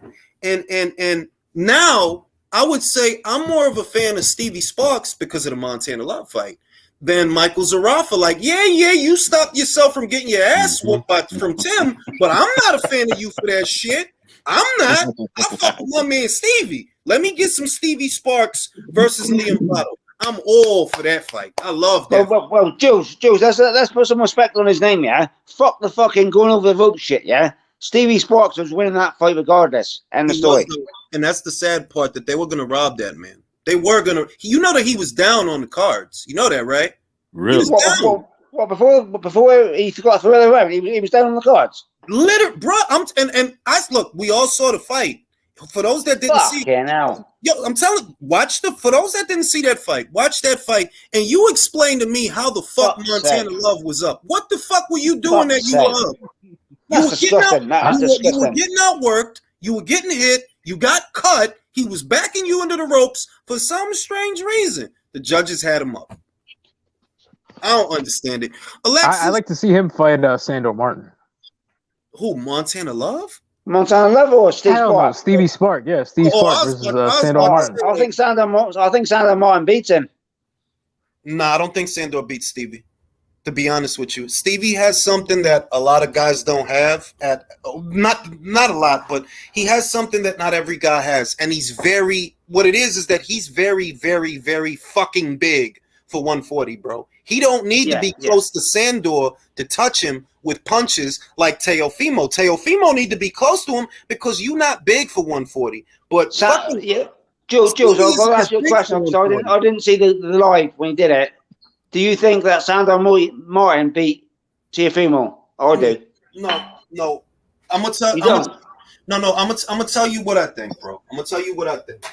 I don't think Sandor beat him because you spent too much time retreating and not enough time punching. It's not like Sonny Edwards versus Alvarado. Sonny was turning Alvarado, walking Alvarado into punches. He was getting off combinations. Whereas with Sandor, he spent most of that fight on the run. Like, honestly, like being completely honest, you spent most of that fight retreating. He's been too defensive, and American judges don't like that. Like, they like more front-footed stuff. Basically. Well, maybe in Barcelona he can win a decision doing yeah, exactly. In Europe, he would have won that fight on points. In America, maybe in Barcelona, but I know this is a top-ranked show, and you ain't a top-ranked fighter. Now, what I see, my two eyes show me, is even though Teofimo looks flustered and limited and frustrated, he is getting off more than you are. How did you score, Joe? How'd you ever score? I think I had that shit. What did I have that shit? I think I had a 7-5. Yeah. I think I had a 7-5. You still had it close then. You still had a really close fight then, so that's fair enough. It's like if you look at that fight, you say that even though Teofimo is throwing more and he is landing more, he's not having it all his way. He did get knocked down 2 times. He did. Only one of them counted, but he did get knocked down 2 times. Yeah. So it's tricky. It is tricky. That was disgusting. When he got knocked in the 7th round, it didn't get counted. That was a fucking joke. Exactly. But I felt Martin was quick enough. That is a quick enough fighter that he should have thrown some combination punches frequently. Well, Martin is not a combination puncher. Like he only throws 1 and 2 punches at a time. Which is why it's like that's gonna happen to you, bro. Because you boxing on a budget. You only throwing 1 and 2 punches at a time. He is a 1-2 defensive player. That's what he is. And I'm gonna say that. Shout out to my man Sonny Edwards. I believe that's what separates a good pure boxer from a basic pure boxer. Sonny will turn you. You know, he'll pivot and turn you and then hit you on the turn with punches you don't see. That's what he was doing to fucking Alvarado. It wasn't just, I'm gonna just move away all night and that should be enough. I'm gonna just move away and I'm gonna not get hit. No, he was hitting Alvarado with some shit. And I never got the impression in Edwards versus Alvarado that, Sonny needs to be doing more. Now I'm like, no, Sonny's winning this fight. Whereas with Sandor Martin, there's plenty of moments where I'm like, bro, you're not winning rounds just because you're not getting hit. That by itself is not enough for me to give you a round. No, especially because he was the away fighter, so he's got to fucking do more. Simple as that. We all know that. Wait. You said it on point, Mark. You in the Sandor Martin versus Teofimo Lopez, who would have given to Martin the fight? if Martin landed 6 jabs per round. Every time, one jab every 30 seconds. Would have give him the fight? It depends. If you give it, all right. Let's say this. Because I didn't see the fucking jab. I only see the check hook. I only see that punch, that a significant punch in that fight. That is all I see. I didn't see the jab from Sandor Martin. I didn't see a jab. I didn't see him step into the jab at no point, because you spent the whole fight retreating. I didn't see the jab. I didn't see you bring over the backhand. It's like, dog, like we're not here for freeze tag. And that needs to be understood, that no, we're literally not here for freeze tag. And for me, the yardstick of who's winning a fight usually is who's landing more punches. Sometimes in a war, it's hard to tell, like a war like a Taylor versus Prograis. Well, that's hard because they're both getting off. But generally speaking, my yardstick is always who's landing more punches. Everything else is secondary to who's landing more punches, whether you're coming forward or moving backwards. Who's landing more punches? I agree, but I agree, but I also think that fight told me a lot about Teofimo Lopez. Bro, he will never win a belt. Listen, he will never win a belt. I never liked his chances, and you can go back to those videos from before, and I said it then. I've never liked his chances at 140. He's not winning a belt at 140. He's not. He's not.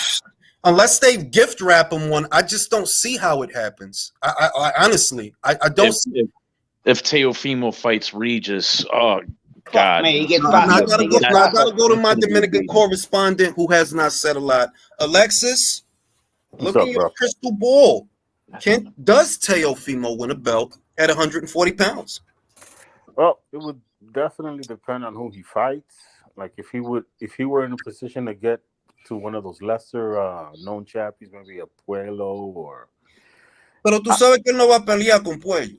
Tú sabes. Well, I know. I'm just saying, hypothetically. But the two chances that he does have is Taylor moving up, and then what's this guy's name?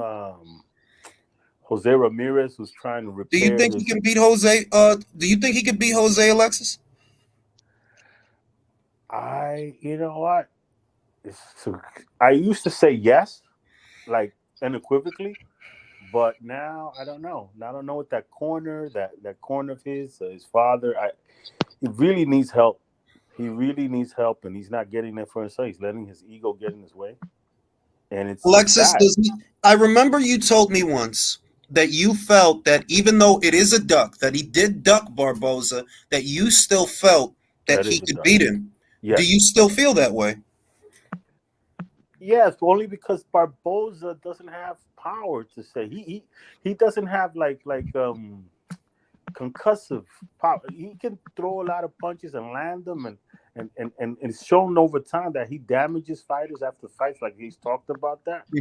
But he's more of a person who might get beat by Tszyu, but then damage him moving forward. That type of thing. And there is a reason that Tszyu does not want to fight Barboza. Can we say this, Alexis? Sandor is not known for having power. And Sandor doesn't sit on his punches. He spends the whole fight on the balls of his feet. He doesn't sit on his punches. Right. And he was able to mark up Teofimo a bit, and he was even able to score some knockdowns. Barboza, Arnold is a bigger guy than Sandor, and he is more offensively minded. So isn't it safe to say that if Sandor can touch you up, Barboza can do a little better than that? Well, that's the thing. Tszyu is not really a pressure fighter. He wants you to kind of like come to him. Has a lot of counterpuncher. He's a counterpuncher. So then Barboza would do that. He would come to Tszyu, and Tszyu has the reflexes to make him miss and make him pay. But he doesn't have the work rate. With Tszyu, it's really just 1 and 2 punches at a time. Honestly, like he's not a combination puncher. That's because of his corner. That's because of his father. So who on the panel is confident that Teofimo could beat an Arnold Barboza? Nope. I am. Nope. You think he beat him? Nope. I think he beats him. I think Arnold edges him out. But the thing is, I don't think Teo thinks he could beat him. I don't think his father thinks he could beat him. I think I can. You're asking me what I think. I don't think Teo thinks he, or else he would take that fight, man. It's a great fight. It's 27-0. The guy's moving up. Guy's been calling you forever since you were champion. He's telling you to come up here. I'm going to teach you a lesson. Same thing for Jose Ramirez. I think he's going to fight Jose Ramirez before fighting Arnold Barboza. For Jose, because of the money. For Jose, it's sensical and sensible. Look, I'm gonna be real with you, and I like Jose, by the way, for what it's worth. I've enjoyed many of his fights, but Regis would wipe his ass with Jose, and that's just the reality of it. Wipe his ass with it. He would. He'd wipe his ass. Damn. Wipe his fucking ass. Look, I expected so much more of Jose in the Pedraza fight because we know that Pedraza's not a real super lightweight. We also know that he had lost a couple of fights leading up to that fight, and he looked good with Jose, man. He looked good with Jose, and Jose is a big 140. He's like 5'10", 5'11" at 140. Yeah. So imagine what he rehydrates to, and he just looked in that fight. Let me ask you a question. Aside, and I know this is a kind of stupid thing to suggest, but aside from the obvious knockdowns that Taylor scored on Jose Ramirez, what did you think about the fight itself? What did you think about Jose Ramirez's performance versus Josh Taylor? Clear separation was the word that I had in my head. Clear separation. There was clear separation between Josh Taylor and Jose Ramirez. I had that fucking wide, really wide. I had it wide. He pissed it. And I'm gonna say that it's not like it's the first time we've seen an iffy performance from Jose either. If you go back to the Jose Zapata fight, that was an iffy performance. Oh yeah. No, that goes. It was an iffy performance. So we're not. It's not like we're all of a sudden saying these things. This has been going on, and because Teofimo is so iffy, you know what I mean? It's like him and Jose is a 50-50 fight because he's a limited fighter, Jose, but he's a big fighter. And I think he's more confident that he beats Lopez than Lopez is confident in himself. Jules, what chance do you give Teofimo in the ring against Josh Taylor or fucking oh my God, that would be amazing. I've been saying it. Josh, he'd clean him out. Josh is not gonna put up with no shit from no fucking Lopez, bro. Like, no, I'm telling you, don't believe me. I'm telling you, he not putting up with no shit from that little ass man. He's not gonna like that gold Bud Light outfit. He's not gonna want to put up with that. I'll be surprised if he don't slug Teofimo father. Like, yo, shut the fuck up. I wish he did. That fucking tracksuit he wears. I wish he fucking did. Yo, if that fight were to happen, the pre-fight buildup would be very interesting. Listen, Jose Ramirez is one of the more stoic, soft-spoken fighters in the sport, and you see how revved up Josh was with him. You see what I mean? They didn't even say nothing to be setting this man off like that. Let Lopez bump his gums. Let Lopez daddy. Alexis. Alexis, is Top Rank?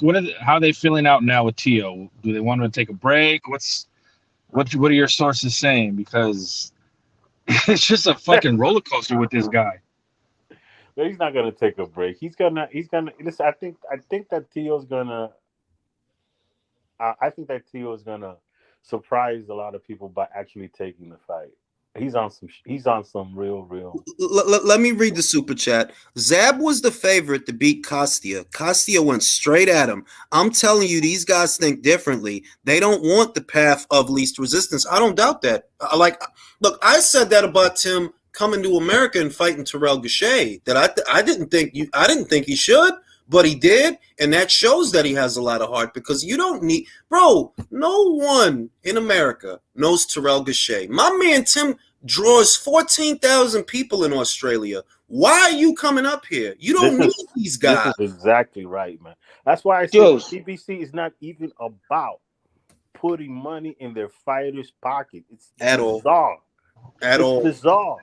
If that guy, what's his name? If Jermell Charlo were with Top Rank or Matchroom, his ass would be in Australia right now. Me lo dice la misma vaina. Jules, can you ask Alexis? If he was with Top Rank, he'd be actually a star and fighting more than fucking one every 18 months. I'm just telling you. Look at how Top Rank. Look at how Top Rank handled the Haney situation. Yo, go to Australia, my guy. It's money out there. Believe in your boxing. He went out there, got some good money out there. Now he about to get some more good money in this Lomachenko fight because that's how you supposed to do that. Charlo versus Tszyu in America is just another fight. But Charlo versus Tszyu in Australia, you could fill up Marvel Stadium with that fight. And that's why if I'm Crawford and BLK Prime, I'd be like, let's run the fucking Australia WBO. Let us get that Mando shot with him. Why not? Can I now that you brought up Haney, can I get, because it's actually an interesting situation. Do you know that these people none of the money that Haney's gotten from these last two fights has come from Top Rank? Say that again. What's it come from then? It's come from the Australian government and Duco Promotion. Oh yeah. I said pay-per-view, right? Wait. Let me say this. I said that I said this many times that the money for Kambosos versus Haney versus Kambosos was not a Top Rank show. Top Rank was the U.S. liaison to facilitate ESPN showing the fight. Yeah, it was a main event show, wasn't it? It was a main event show in Australia. It was a main event, exactly. Like it wasn't a Top Rank show, and you know because it involved Devin. People thought of it, and because it was on ESPN, people thought of it as being a Top Rank show. Like, for example, credit to them because they're showing us a lot of different boxing in Canada. The fight that's about to come up, Kim Clavel, Jessica Neri Plata, that's not a Top Rank show. But because Top Rank works with Yvonne Michelle, they can mediate. Like, all right, we're gonna show that shit. But it's not a Top Rank show. It's a gym show. With Haney and Kambosos, that wasn't a Top Rank show. That was a Duco event show. So can I ask this? So was it DeBella just deciding who to give the U.S. thing to between Absolutely. Okay. And the reason that he did it is because he worked it out to where they get a slice of the pay-per-views in Australia because it was a pay-per-view in Australia. In America, obviously wasn't a pay-per-view. They worked it out, and the deal breaker for Matchroom is, well, if we don't have the Australian rights, we don't need the fight. You know, that's what we in it for. We trying to crack into Australia. DeBella didn't want to give him that. It is what it is. Well, let's be honest. DeBella's smart because he's getting Richard Comey another fucking payday. Let's be fucking honest. Fucking Lou DeBella is in bed with fucking Frank Warren. He was never going to give the fucking right to Matchroom for that fight ever. I'll say this: maybe they were working something out, but it kind of blew up in his face, kind of, and that was the Buatsi Pascal thing, that they were basically going to try to use that purse bid to get Joshua Buatsi on a Frank Warren show. That's what that was, you know what I mean? Like, that's literally what that was. Since when does Lou DeBella care about John Pascal, bro? Like, since when, bro? You picked that dude up because you knew where he was in the ranks, you knew a purse bid was coming up, and you knew it involved a Matchroom fighter. And what you were going to try to do is get Buatsi over there to Frank. That's what it was. But it blew up in your face because Buatsi didn't fight John Pascal. I don't even know who won the purse bid. I don't know what's going on with John Pascal right now. But, yeah, it is what it is, man.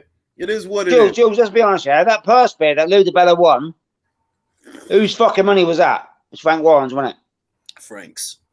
It was Frank's money. Frank's money.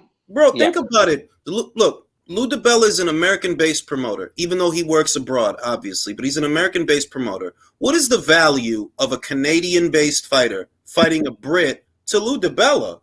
Exactly. Frank Warren got on the phone to him and said, let's fuck Eddie. Let's get this deal done. Bang. Simple as that. It's like, and it's kind of obvious. Like, if you're Lou, yeah, maybe you want certain fights, but what the fuck is it worth to you to get Jean Pascal in the ring with Buatsi? Like that ain't worth no money in America. No. Will says Tszyu versus Prograis would be an amazing fight. A counterpuncher versus a counterpuncher is the type of matchup that would sell. Well, the main thing for me is that Regis is more prolific than Teofimo with the jab. He is a counterpuncher, make no mistake, but he's a busier fighter. He's the kind of guy that I always say he doesn't wait for an opportunity to open up. That's the kind of counterpuncher that Teofimo is, which goes back to what Alexis said, that if you come to him, you know, he can work, but he can't drill you because he's not a pressure fighter, you know, whereas Regis, you see him using that jab, that even if you're not coming to him, he's still busy, you know, he's still working. He'll beat the shit out of Teofimo. What are the chances do you give Tszyu? Jules, what chances do you give Tszyu without Joey Gamache in the corner? Bro, you see what he looks like. I think Regis would outbox him. I think he stops him. I think he stops him. I think he stops him. Yep. That's what I think. I think he stops Definitely. him. I don't think he stops him as well. Bro, just run down an itemized list of guys. I don't think Teofimo beats Subriel. I don't think so. Look at how you just looked with Sandor Martin. You know, Jack Catterall, he's not that different from Sandor. He just doesn't spend as much time moving around, but he's a back foot fighter. He's going to set you up. You know what I mean? And I think Jack hits a little harder than Sandor Martin. He's a southpaw too. Josh Taylor will mess you up. Josh Taylor will mess you up, bro. He'll mess you up. Prograis, he'll mess you up.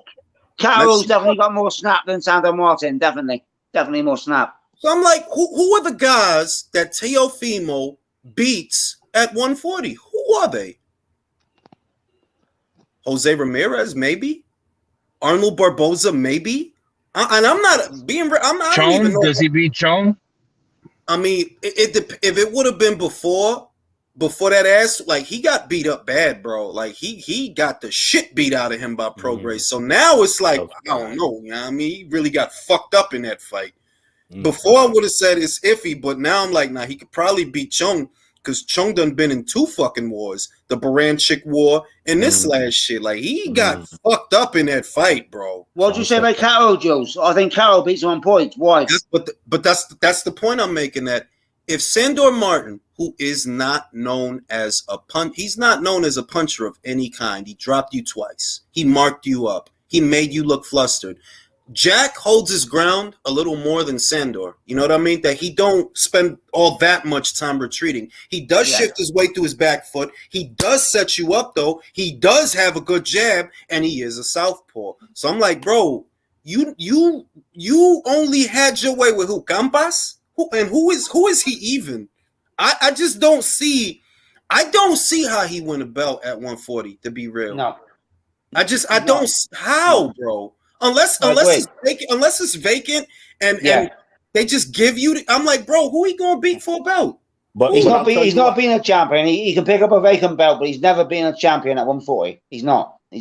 If you got him the winner of Subriel Matias versus Jermell Ponce, which I anticipate is gonna be Subriel Matias, Teofimo don't beat that guy, bro. At all. No. Let me ask you something. Why you don't think he would beat Subriel Matias? He's too big and he hits too hard. Teofimo's not. See, this is the thing. Con un tipo como Subriel, you got to get his attention. You need to be able to fight fire with fire a little bit. Teofimo has the right style, but not the right size, not the right power, and not the right durability. I don't think he can hold him back. I don't. You're not busy enough at all. So what are you basing him not having the right power on at 140?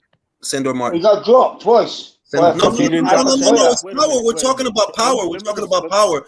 If you go back and watch the Campas fight, por ejemplo, you had to hit Campas a lot before you actually put a dent in him. You know what I mean? He had to hit him a lot. Like, when did he stop him? In the 7th? Something like that.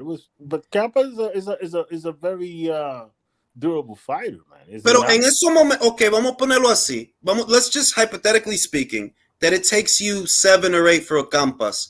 If that's 7 or 8 with a Subriel Matias is very different from 7 or 8 with a Campas.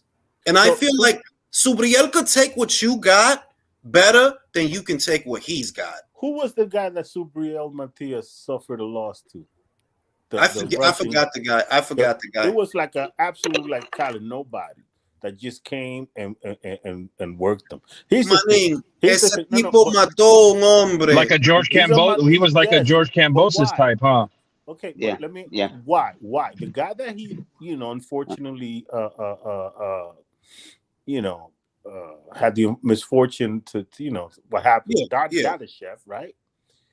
That guy stood in front of and traded punches with Subriel Matias. Subriel Matias is he's one of the worst fighters to fight because he hits hard enough to jack you up, but not to knock you out. So he doesn't have that one punch power, but it's an accumulation type of power and his volume and rate.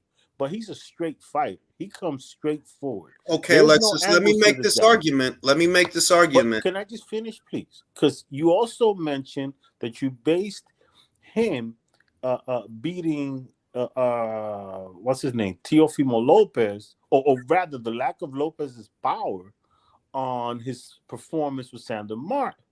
But I think that's a terrible fight to base it on because Sandor Martin was there to get hit. Okay. Now, this is what I base it on. I saw you with two separate kinds of fighters, one that comes forwards, one that moves backwards. In neither of those fights did your power look all that spectacular. In neither of those fights. You had to land a lot of punches on Campas before you could even put a dent in him. It might be a little harder to get off those same punches with a Matias because he can punch too. And I'd wager he punches harder than Teofimo. Moreover, the argument can be made that maybe Teofimo is chinny. Why? George floored you. Sandor floored you. These are not big punchers, Alexis. They're not. Okay. They're not big punchers. Let's be real. If those two guys can put you on your back pocket, Subriel can't. Can we agree that Teo's one hitter quitter 35 power is not there at 140? That's how I feel, bro. I don't think there's been enough of a sample size. Jules, I'll tell you what. I've got one thing I'll say, one thing I'll say about this, and just think about this in your brain, right? Teofimo Lopez fought Sandor Martin, who for me is a European champion, fringe world level at best, and he dropped him twice. So how the fuck is he going to win a belt at 140? Fuck off. I get that Alexis is saying that Sandor and Subriel are very different fighters, which is true. I don't disagree with that. But when a fighter who doesn't have power, two fighters really, that are not known for power, that fight in different ways, one of them set you up and knocked you down. The other one was moving away and caught you coming in. And I see a brick house in Subriel Matias that you're not going to put a dent in that guy, bro. I don't think I think he'll put a dent in you before you put a dent in him. Teo getting dropped by Sandor was like Berlanga getting dropped by Coceres. Yeah, that's exactly what it was. When he dropped him in the seventh, that was a good, clean shot, and that was fucking disgraceful to not be called. That was a fucking lovely shot. If we have to ask, this is the other thing. Alexis, do you think that Arnold Barboza is a cut above or a cut below a Subriel Matias? I would have to put Subriel Matias further up because of, he's the one that's challenging for a belt now, and he's the one who had that, crazy event happen in the ring. I would have to put him on top. Now, if we have questions about Teofimo's ability to win a Barboza fight, isn't it at least safe to say that, look, you might lose this Matias fight? You know what the difference is? Again, Barboza is a switch hitter. Barboza actually has some lateral movement, and he has some good footwork. Subriel Matias is a juggernaut that comes forward, and he's punching and punching and punching. I believe that the angles beat Subriel Matias. If you can punch him from angles where he can't hit you, you can pull it off. But does Lopez really have feet like that to hit him with those? Really? Honestly, look, man. Look, go ahead. He beat Loma, and I think that the main reason that people think he can do all these things is because he beat Loma. But we see Loma is a very little man, bro.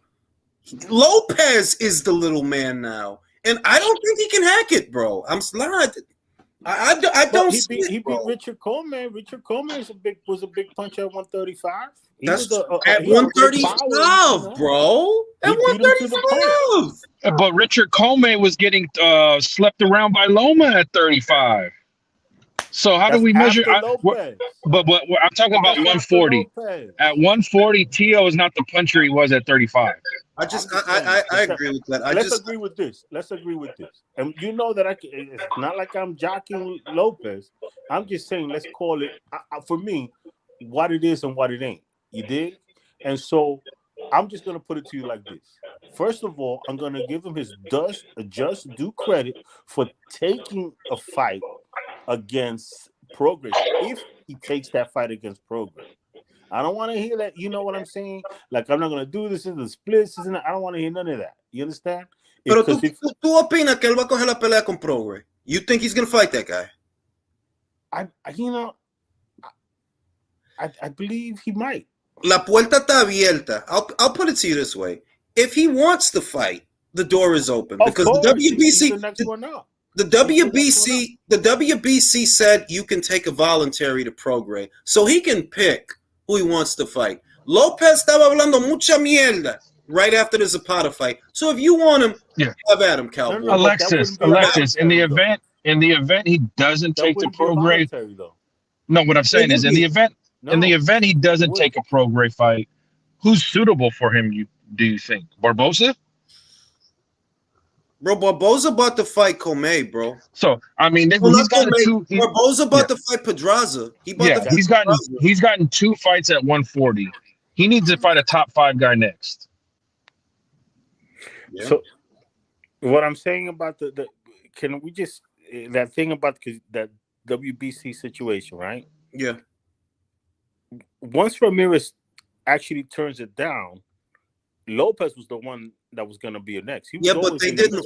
But the thing is, they didn't do. I know what you're saying, but they're not doing what the IBF is doing, to where they themselves go down the ranks and then they tell you, okay, this is who you have to fight. They're not doing that. They told Prograis, okay, we'll allow you a voluntary. So if he chooses Lopez, he would be satisfying the thing. It could be both ways. Yeah, if he chooses Lopez, but also he's not obligated. If Lopez wants to fight, it takes 2 to tango. If Lopez wants to fight, okay, now's your chance. You were saying A, B, C, and D a couple of weeks ago. Do you want this fight? Mm-hmm.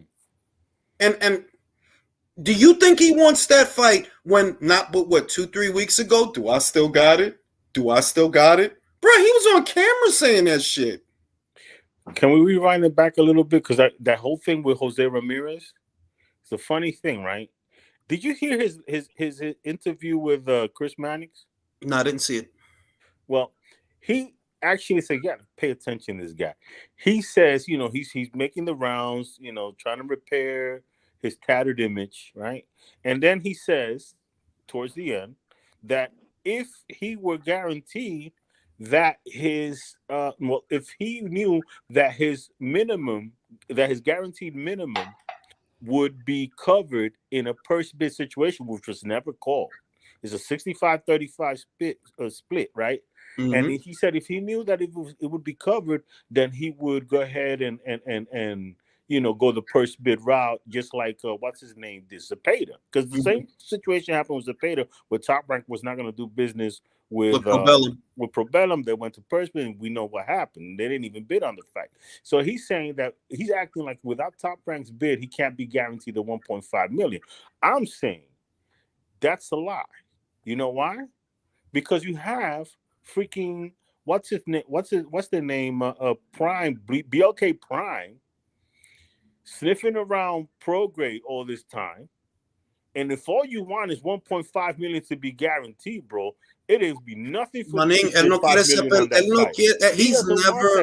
He's never want me to. I spoke to Steve Kim yesterday, and Steve, in so many words, I remember Steve saying that Top Rank didn't even they didn't get to a phase where they were even talking about numbers. You see what I mean? They didn't even get that far to where Top Rank is saying, okay, Regis, we got 1.5 for you or 2 or whatever, and we'll cover. It didn't get to that point, and it didn't get to that point, and you're already walking away from the fight. Exactly, it was crazy.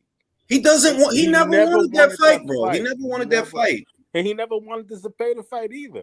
He always wanted to go the WBO route. He wants Lopez, bro.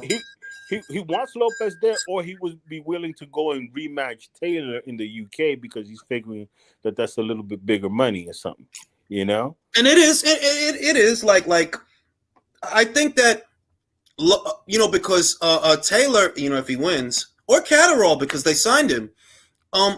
Sky has, they're paying to play. You see that they got Lawrence, the crossover. They got Savannah Marshall, the crossover. Natasha Jonas, the crossover. Liam Smith, the crossover. Chris Eubank, the crossover. Chris Billum Smith, the crossover. They got money over there. So he's not wrong to assume that, I might make more money boxing, the winner of Taylor versus Catterall than Prograis, but it's the excuses, bro. For me, it's the excuse. Like you think you're talking. You think the people listening to this don't see it for what it is. That, bro, you never made Prograis an offer to fight you. That split from the WBC is only contingent upon it going to purse bid. It never made it to purse bid because you already walked away. You could have reached the deal amongst yourselves. No purse bid. Could part of it be that, hold on, could part of it be that the fact that Bob said he's never going to do business with Pro Bellum and Regis is associated with him?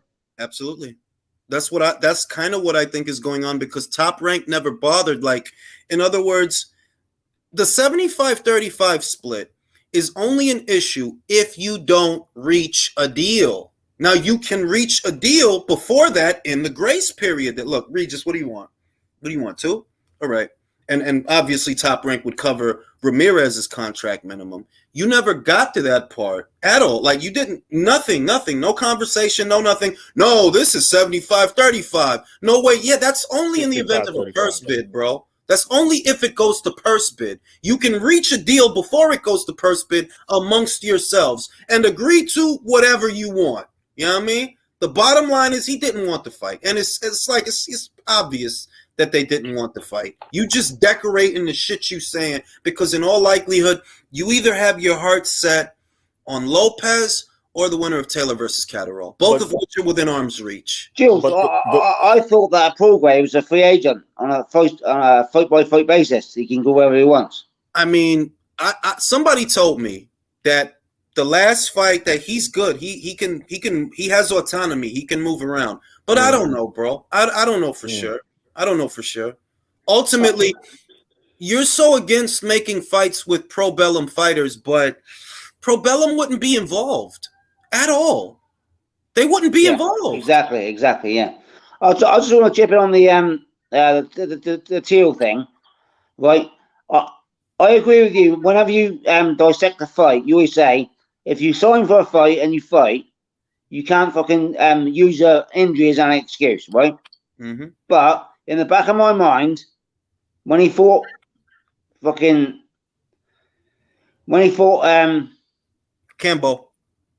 No, Lomachenko, he had a shoulder injury, right? We all know he did, yeah. But I'm not using that as an excuse. What I'm saying is that Loma did fuck all for the first 5-6 rounds. I say it all the time. It's not an excuse, but I have to wrap my mind around why you didn't throw a punch. Yeah, for the 5 or 6 rounds. And for me, he won the second half of the fight. And I do not get. It's not an excuse. I say it's not an excuse. He lost. You lost. He lost. Yeah. But what I'm saying is, wait. Would I pick Loma to win a rematch? Abso-fucking-lutely. What I'm saying is, George, that's Loma, who everyone knew had a fucking shoulder injury. He lost a split decision on fucking points. I don't get the hype in America for Tszyu. For me, he's an entertaining character, but he's not. For me, he's not a great fighter. He's an average fighter. Sorry, but that's it. He hasn't been looking great, and he's fought 3 times since the Lomachenko fight. So let's not even act like the Lomachenko fight was just yesterday. It wasn't. It was the Cambo fight that he lost, the Campas fight where okay, Campa, okay, está bien, and then fucking Sandor Martin where he stunk out the joint. So I mean, I think he's a good B to B plus fighter. He's not an A level fighter. He's not an A level. He's not A. No way is he an A. No way. He's not a Crawford. He's not a Crawford, Alexis. He's not a Crawford. No. He's a Crawford. He's a Crawford. He's not a Crawford, bro. Enough. No. He's not a Crawford. Oh my God. Is he serious? Is he laughing? Does he honestly think he's an A plus player? Alexis, he's not a fucking Crawford, bro. He's not a Crawford. He's not. That's all I'm saying. I'm not saying, but coño, B level fighter. Bien, B is not bad. Let me say this. Espera, déjame decirte esto. I said this before. B level is not bad to me. Listen, B level is what's over at PBC. Can I finish? B level is over at PBC. No. Wait. Let me do this, please. B level is not bad, but most boxers aren't B level boxers. PBC is C and D level. C and D level. Teofimo. Jules, can I say? Wait up, bro. He's a good B level fighter, and most of the guys that we talk about, they're B level. B is not bad, bro. It's actually not. It's B is good. You're better than most of the guys that are out there. You're better than most, but you're not that. Maybe your rating system is a little. No, because boxing needs B level guys for the sport to move. Those are guys that are in the top 10 to 20. Let's say for this, example, Edgar Berlanga is no B level fighter. He's a C level fighter. That's not. He's a D level fighter. Like he's a D, bro. What's Fulton? What's Fulton? Fulton is a good B level fighter. Let's be honest. There's B level fighters who've been world champions. He didn't prove Liam Smith is a B level fighter. He didn't prove Fulton. Look, Fulton. Take away the Inouye shit, right? Is Fulton a very good fighter? Absolutely, 100% he is. He showed me that much in the Leo fight, in the Figueroa fight, and the Roman fight. But did you prove that you're an A-level fighter? No, not at that one weight. You didn't. The A-level fighters, that's your Floyd, that's your Manny, that's your Oscar, that's your Felix, that's your Hopkins, that's your John. A-level is those special guys. You're talking about future Hall of Famers. You're talking about elite. Yes, but those are the guys. Guys. Let me say this. Those are the guys that I consider A-level because they're adaptable. They're adaptable. They have proven that they're adaptable in different situations, opposite the different base styles of different fighters. Teofimo's not bad. He's not bad, but I don't think he's an A-level fighter. I think he's B minus. That's pushing it. That's Can I just say this is where we part company. Because I feel what you just described, you get your legends, right? Your elite level fighters. And then below them, there are A-level fighters that aren't quite Hall of Famers. You know what I'm saying?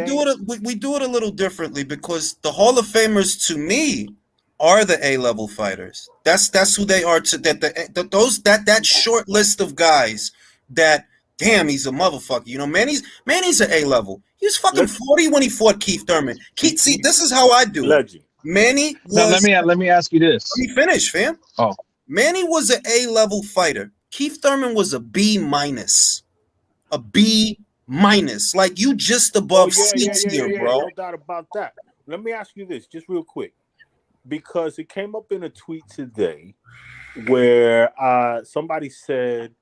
Actually, it was this guy named Irish Boxing. You guys I know the guy. So he put out this tweet, and it said, Sergio Martinez was completely underrated. And I quoted the tweet, and I said, nah, he was rated just right. So I'm going to ask you this. In your mind, is Sergio Martinez a Hall of Famer? I don't think so. Okay. I don't think so. In your mind, would you say he was an A-level fighter? No. Right. No, I say B plus. So I'm glad that that makes me that really puts things into perspective because maybe we're just using different language to say the same thing. But for me, that's what I mean. For me, Sergio Martinez was an A-level fighter. I don't like to use the Hall, right? Because I could think of a reason for, like, let's look at a guy like Ricky Burns. Ricky Burns is not thought of as like an Oscar or somebody like that, right? But could I see an argument where he gets into the Hall? Actually, I can. After Crawford, three-time world champion, Jules. That's why. How about this? Tim Bradley was a great fighter. Do we consider him an A-level elite? Like, yes, he was. Yes, he was. Yeah, he was. Yeah, I respectfully I believe the Hall of Famer, but I think he's in that. There's B plus. There's B plus fighters that make the Hall of Fame. He is not a B plus. He is not. He is an A-level fighter. He's an A. He's not an A plus. Wait a minute. He's an A-level fighter. In his entire run, only one man beat him, and it wasn't because he was playing it safe or fighting cans. He fought people, bro. Everybody. He only lost to one guy, and that's Manny. That is an A-level fighter. Tim Bradley's, and let me tell you, one day I just sat down. I didn't think much of Tim Bradley until one day I really listened. I don't know why the hell I looked back at his whatever box rec, whatever. I said, "Holy shit!" In other words, Tim. Listen. I could take Tim. This is why I think of him as an A-level fighter. Do I think a fighter who showed the durability of a Bradley and the willingness to fight, could I put him in there with in the Aaron Pryor era? Absolutely. What's my point of reference? The Provodnikov fight. That fight by itself showed you what that motherfucker's made of. You could put him in there. Yeah. He's not going to win every fight. I'm not saying he's going to win every fight. I'm saying he can be there. Now, can I put Alberto Puello in that era? No, I can't do that. No, and we agree. We're just it's a difference. Like where his resume, A-level. What I'm watching in the ring, he knows how to win, but is it A-level aesthetic? That's it. You get the W. Yeah, it's I know. There's okay, Drew. There's tiers though. It sounds like all right. Yes. The way I would reconcile what you're saying is he's an A minus. He's an A minus. I can. Okay. A minus. What era is he a part of, Jules? The Mayweather era, the Maypac era. That's the era he's from. Okay. Wait, and let me finish. Tim, consensus number 3 of that era. Don't. It's not Marquez. He beat Marquez. It was Floyd, Manny, and Tim. Not no fucking Keith Thurman. Well, no, not Miguel. Not Miguel. No. Nah, Miguel was up there at 54. No. That's where Floyd fought him. But no, where did Miguel do most of his work at? I would say that Tim has 147. Can I say this? That's what I mean. No. Wait. Can I just say something? Because I love. Oh man, I'm glad this conversation taking place, man. Because this freaking Miguel Cotto. Let me tell you something, bro. Can we just stop with the legend shit? Nah, don't do that. No. Hey, hold on. Alexis. You're talking about no. Wait a minute. You're talking about two different things. I'm not talking about his ability as a fighter. I'm talking about the boxing matches that I watched. They were thrilling. Miguel Cotto's a Hall of Famer, yes, but he's not this guy that people make him out to be. Alexis, and we agree. Alexis, listen. Alexis, he's not a legend because he won every fight. He fought in legendary fights. He's still an A-level fighter, Jules. He's still an A-level fighter. You know where I think where me and Alexis agree on this? When they hyped him to come back as this legend, beating one-legged Yuri Foreman and motherfucking one-legged Sergio. De la vaina, Drew. De la vaina. Because Miguel Cotto, espera, he did better. Un pequeñito, un fucking pitufo in Cotto did better than Billy Joe Saunders, than Rocky Fielding, than Callum Smith, than Caleb Plant. Stop it. And he's not a legend. He's not a good fighter. Pitufo is crazy. He's a good fighter, but here's you want me to tell you what happened with Miguel Cotto? I tell you why the name Miguel Cotto brings out the way it is. Yeah, I know why he's gonna say top rank.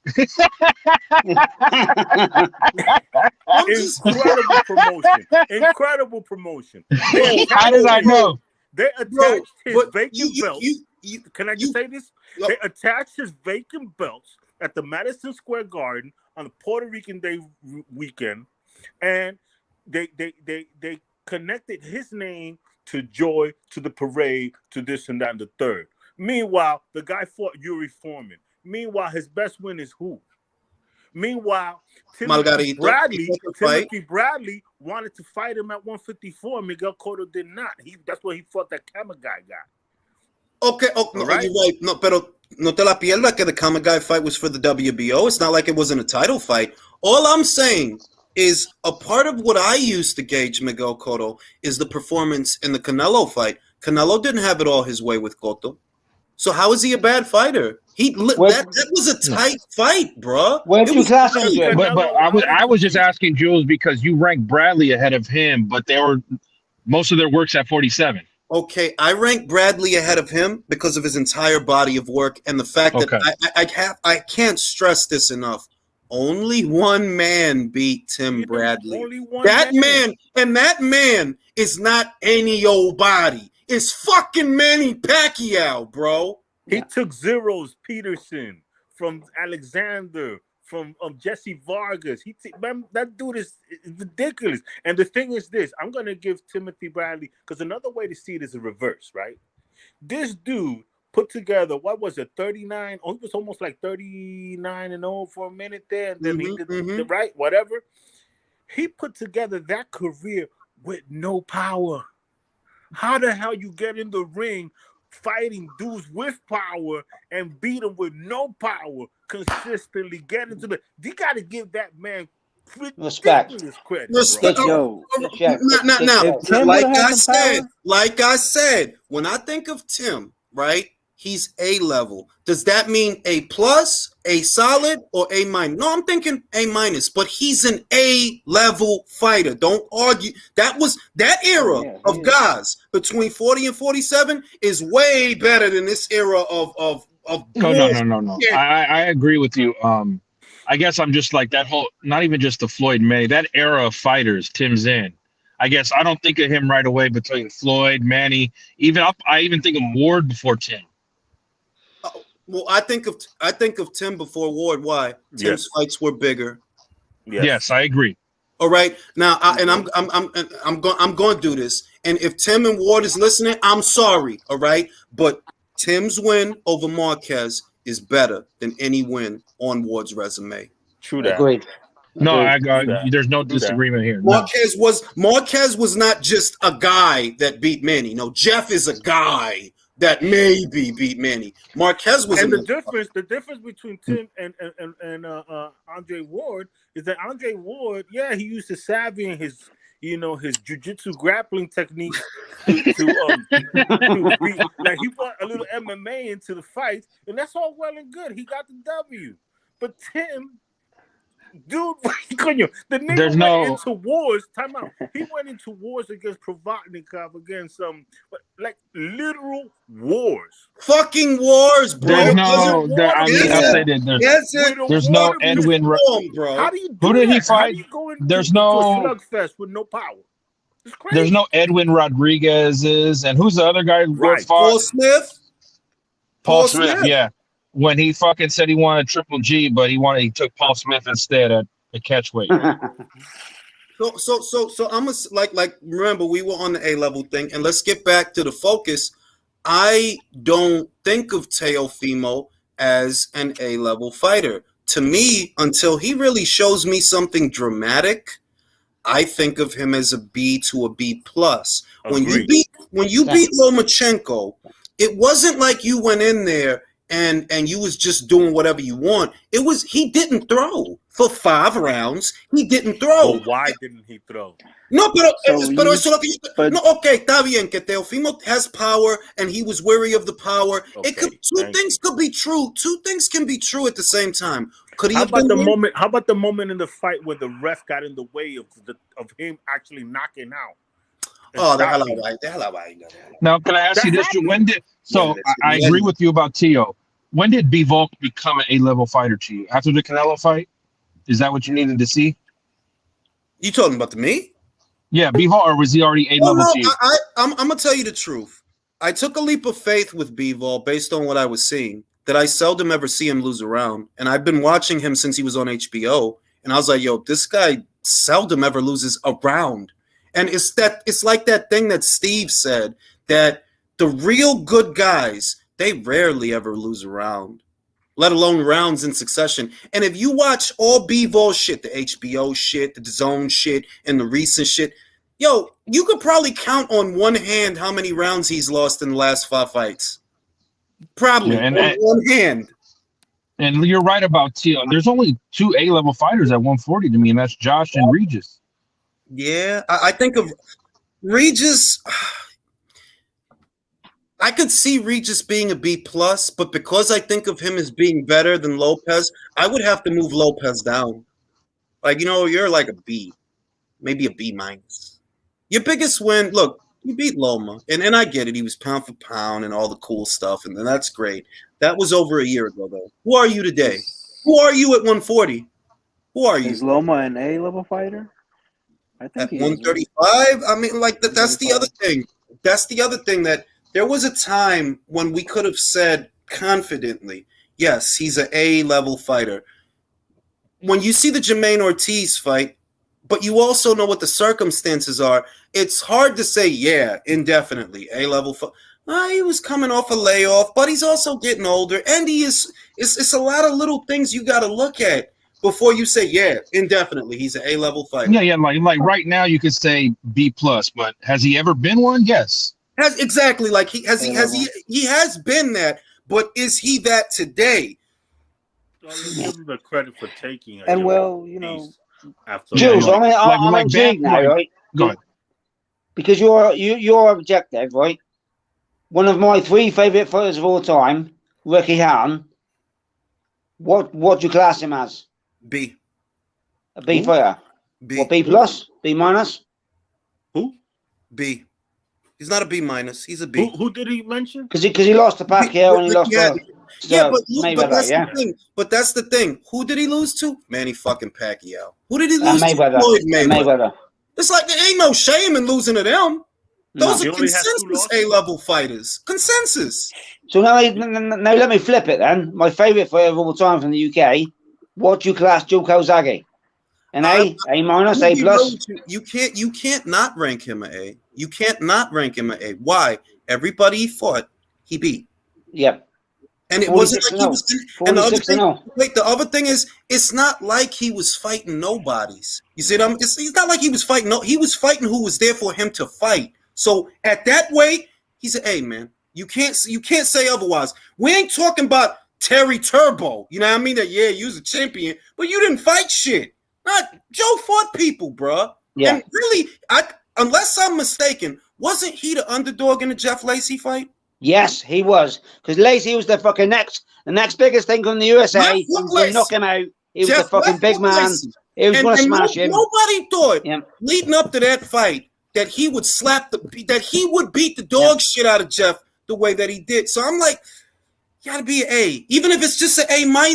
If you're comparing them to guys from different eras, engaging at that, you still gotta say no. But look, he beat everybody they put in front of him, and they weren't nobodies. He gets so much disrespect online, mate. It's criminal. It's criminal. Yeah, but that's the xenophobia that, like, when they talk, like, one conversation that's very popular is Calzaghe versus Ward, and I've always been fair about this, that if Darnell Boone can touch you, Joe can touch you. And Darnell Boone did touch Andre. He put him right on his fucking stomach. So don't hit me with the, it's gonna be Joe threw a lot of fucking punches, bro. Yeah. He had busy hands, very busy hands. Very busy. I always said that's the style that would beat Andre Ward. Somebody who just is voluminous. If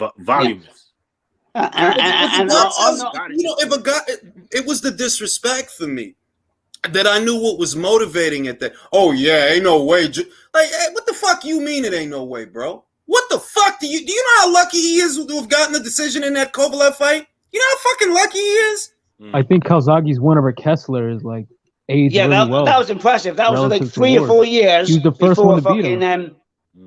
Cole Fox fought him. Cole Fox went fucking life and death with him 3 or 4 years later. Andre Ward was lucky to have referees that let him get away with his fucking style. Yeah, I'm just, you remember, like, what do you call it, Alexis? His style, that MMA style. Oh, jiu-jitsu. the jiu-jitsu. And jiu-jitsu boxing. I really had to think about it. I'm like, yo, because I used to go with it. You know, I used to go, yeah, Ward is just the shit just because he's American. I'm not gonna lie, I used to go with that. And after years and years, and I'm looking at the Joe shit, and I'm like, because I started looking at Joe's fights because I wasn't watching him when he was active.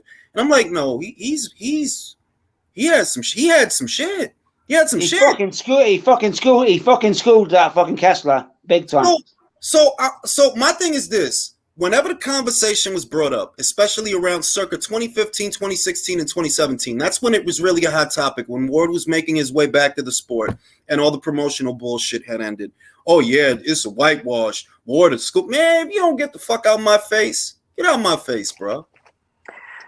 Hey, what years were is that American xenophobia because he's Welsh and it's a small country and he just gets honestly, yeah. Look, this is the other thing that doesn't get said in today's era of boxing, that for the most part, Americans were not really watching the super middleweight division. Primarily, it was a European division dominated by Europeans, and you see how they treated Usyk's cruiserweight one as if it wasn't monumental because there were no they really brought up Andrew Tabiti. And I'm like, yes. Bro, yo, Canelo made those weights famous in America, bro. 168, 175. They try, because Usyk won the first one, right? He wins the series.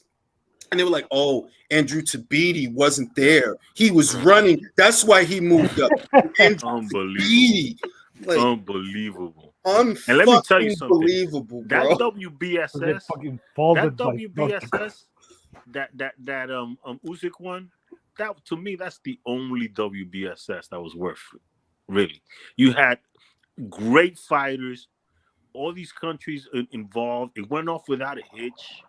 He had, that was a great accomplishment. Right? It was all the whole thing. I think Inoue's WBSS is underrated. No, his was good too. His was good too, but it was riddled with more problems because if you remember, initially Zolani Tete joined, but then he pulled out injured. Yeah. Ryan Burnett was in it, but his back got it.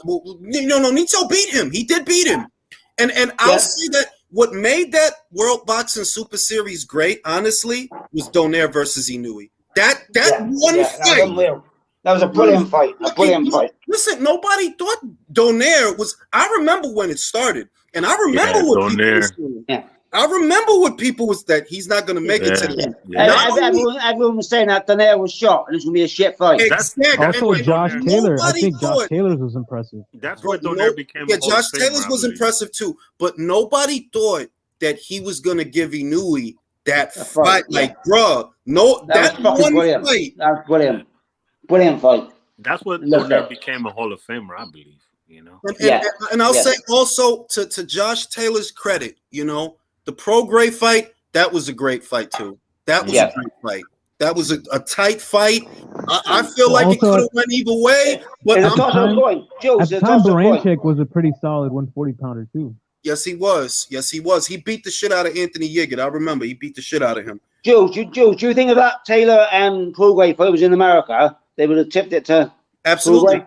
Absolutely. The same way I think that if Ruiz versus Parker for the WBO was in America, Ruiz becomes WBO champion. As it stands, the fight was in New Zealand. So it is what it is. It is what it is. But if that fucking fight was like here, bro, Ruiz would have got the WBO then in 2016. He did well enough. Same as Prograis. Prograis is a bad motherfucker, and he'll fuck up anybody. You realize that Joseph Parker was never the same after that fight. He used to be a body puncher, Joseph Parker. Not after that Ruiz fight. The speed bothered him and the counters bothered him. And ever since that fight, he was polite as fuck after that. He was never the same after that fight. I've got a different theory, Jules. Since he got fucking close to Tyson Fury, he's changed. He's turned into a pussy. It's something weird. I mean, look, he's about to fight. He's about to fight. Who is it? Jack Macy on the undercard of about to fight Jack Mason. He's not a pussy dealing with Tyson Fury. He's busy working for Kinahan now. That's what it is. Man, listen, man, whatever he is. All that coke. Fucking Joseph Parker, bro. Joseph Parker. Remember when he got arrested for that shit? Now that you bring up Tyson Fury, do you know his actual contract situation? With who though? With who? Frank? With Frank or with ESPN? With Top Rank. Do you know his actual contract situation? I don't. It's closed, isn't it? Remember, but they're involved. No, but listen. Even though I don't know the exact situation, Top Rank is involved, bro. They're the one facilitating the deal. Can I tell you what the situation is? Go ahead. I'll tell you. Remember a while back we were on I guess they call it Spaces on Twitter. And I brought up that whole thing he can't fight in the United States, and y'all guys was goofing on me because he can't fight in the United States. He said, "Well, you know what I'm saying? Remember that?" Yeah. So guess what? And I said, this guy, if Bob Arum would really want him to fight in the United States or take that problem away from him, it would happen. Well, guess what? This freaking dude on an interview lets it out that Tyson Fury owes him 2 fights. That upon winning the championship belt, it extended the contract 2 fights. But guess what? The 2 fights need to be in the United States in order for it to comply with the contract. So as long as he's fighting in Europe, Frank Warren, the other way it could end is if Frank Warren's contract ends with Tyson Fury, right? Because it's a co-promotional deal. Therefore, the dominant contract would be the Frank Warren contract. If that ends, then he's automatically the ESPN involvement and Top Rank involvement ends. But if it doesn't, as long as he's with Frank Warren fighting in Europe and can't come to the United States, he can't fulfill the 2 fights in the United States. And what do you think about that? So Alexis, basically, one at a time. Sorry, Jules, one. I would wonder what effect the Saudi Arabia fight is going to have on that. I would wonder. None. You don't think that they're going to count that as a Top Rank show? No. Well, first of all, the Saudi Arabia has to take place. It's very clear. He was very clear about this. It has to take place on U.S. soil. I think in a situation, let me put it to you another way. I think in a situation where, through no fault of your own, you're actually banned from entering the country. I think if you wanted to, not that I think he wants to, I don't. Exactly. I think he likes the situation. But if you wanted to, there's grounds to amend the contract then. That, bro, you want me, you like if he wanted to leave, but we know he doesn't want to leave. But like if it were a guy who wanted to leave in that situation, there would be a precedence there to have the contract amended because, well, you're saying I'm not out of contract unless I fight in America. I can't fight in America. You see what I mean? There's some legal recourse in that now. Yeah. Do you think the Saudis wanting total rights to this fight will be an impediment to finalizing it? No. Don't know. So you think, Alexis? You think Bob Arum? Let me put it. Wait. TV rights are going to be settled. This is the thing. You're describing Matchroom's situation, right? With the Saudis, that they bought the rights and then auctioned them off to the highest bidder. Okay, who would the highest bidder be? It could be Sky. It could be. But isn't Sky Top Rank's UK broadcast partner? Yeah. Yes. Yeah, I mean, yeah, maybe that fucks Frank. Maybe. But I mean, I don't think that's the end of the world for Top Rank because, that's their UK broadcast partner. So mate, what's the highest bidder in the UK? But wouldn't a fight on that side be quarterbacked by Queensberry then? And their rights? Ideally, yes, but we're jumping the gun, assuming that the deal structure is going to be exactly the same as it was with Matchroom. We don't know that. We don't know that. Remember, they basically gave them a fuck ton of money, and then we'll sell the rights to whoever's willing to give us the most money. I don't know that that's the deal structure for Fury Usyk. I don't know that. That could mean that you guys are getting less money than Joshua versus. It could mean that. It could mean a lot of things. But here and now, I don't know that that's the deal structure. I don't know that. Maybe they don't auction off the rights. I don't know. I don't imagine Frank would be happy about that, though. If he did get cut out of the deal like that, but we don't know. Cut out of anything. All I'm saying is I don't know that that's the deal structure because if you're Saudi Arabia, which is why Drew is asking this, if you're Saudi Arabia, you want to auction off. If that were the deal structure, you'd want to auction off those rights to the highest bidder. Well, In the UK, Sky has a lot more juice than BT. Ask Mark. He knows. In the UK, it's a bigger network. And they would have the money to pay for that and bill it as a pay-per-view. And you know what? They might want to, because Adam Smith and Ben, well, not Ben, but Adam, they need content. So, yeah, it's something to look out for. It's not like it's outside the realm of possibility that Sky would want that fight. They would. How much do you think they get paid for that? The fundamentals of that situation have already been covered with the Dillian White situation. In what way? And Sky Sports were both involved with that, so it's not a problem. It's a different situation. The rights to the point is the point is that there is no issue. They're working along seamlessly. It's not a situation at all. I mean, I wouldn't look. All I'm saying is this: he's basically saying that if the deal structure is similar to where they give Bob or Frank or Bob and Frank, because they're the promoters that are involved, if they were to purchase the rights to the fight from them and give them a massive site fee, right, whatever, 100 million, whatever it is, that basically that would empower the Saudis to sell the fight in different markets. That's essentially what he's asking. All I'm saying is I don't know that that's the deal structure. If it's not, then Sky bidding on the fight is a non-factor if it's not the deal structure. However, if that were the deal structure, yes, that would be cause for concern, because Sky would try to pick up that fight. They would. They have the money to do it. So they're a bigger network than BT. So, but we'll see what happens. It's neither here nor there, because either way, we're going to see it on ESPN. So it's a non-factor to us. Like to us, it's a non-factor. We're going to see it on ESPN. That's what I know. We're going to see it on ESPN. If you're in America, that's where you're going to see it. Nowhere else. Oh. Are they going to build that as an American pay-per-view? Now that's a question. That is a question. I figure that because it's on Saudi, the Saudis will try to accommodate the time for the fight that accommodates the highest paying market, which would be the Brits. That they're going to do it at a time when it's prime time boxing hours for a Brit. Now, you can hypothesize that because ESPN billed Fury versus White as a pay-per-view, why wouldn't they bill Fury versus Usyk as a pay-per-view? But at the same time, Bob, in his wisdom, he knows people ain't buying pay-per-views like they used to. So it's not just his wisdom, it's his infinite wisdom. Let's clear that up. Go ahead. Fucking asshole. Julius, I have a question, non-related. You have solved the problems PBC is having to keep a schedule. All of this can be attributed to Showtime and Fox and the relations to have to the TV networks. But in some way, don't you think this might have something to do with the MGH case, with the fiduciary fund? Because as far as I know, this is the short story.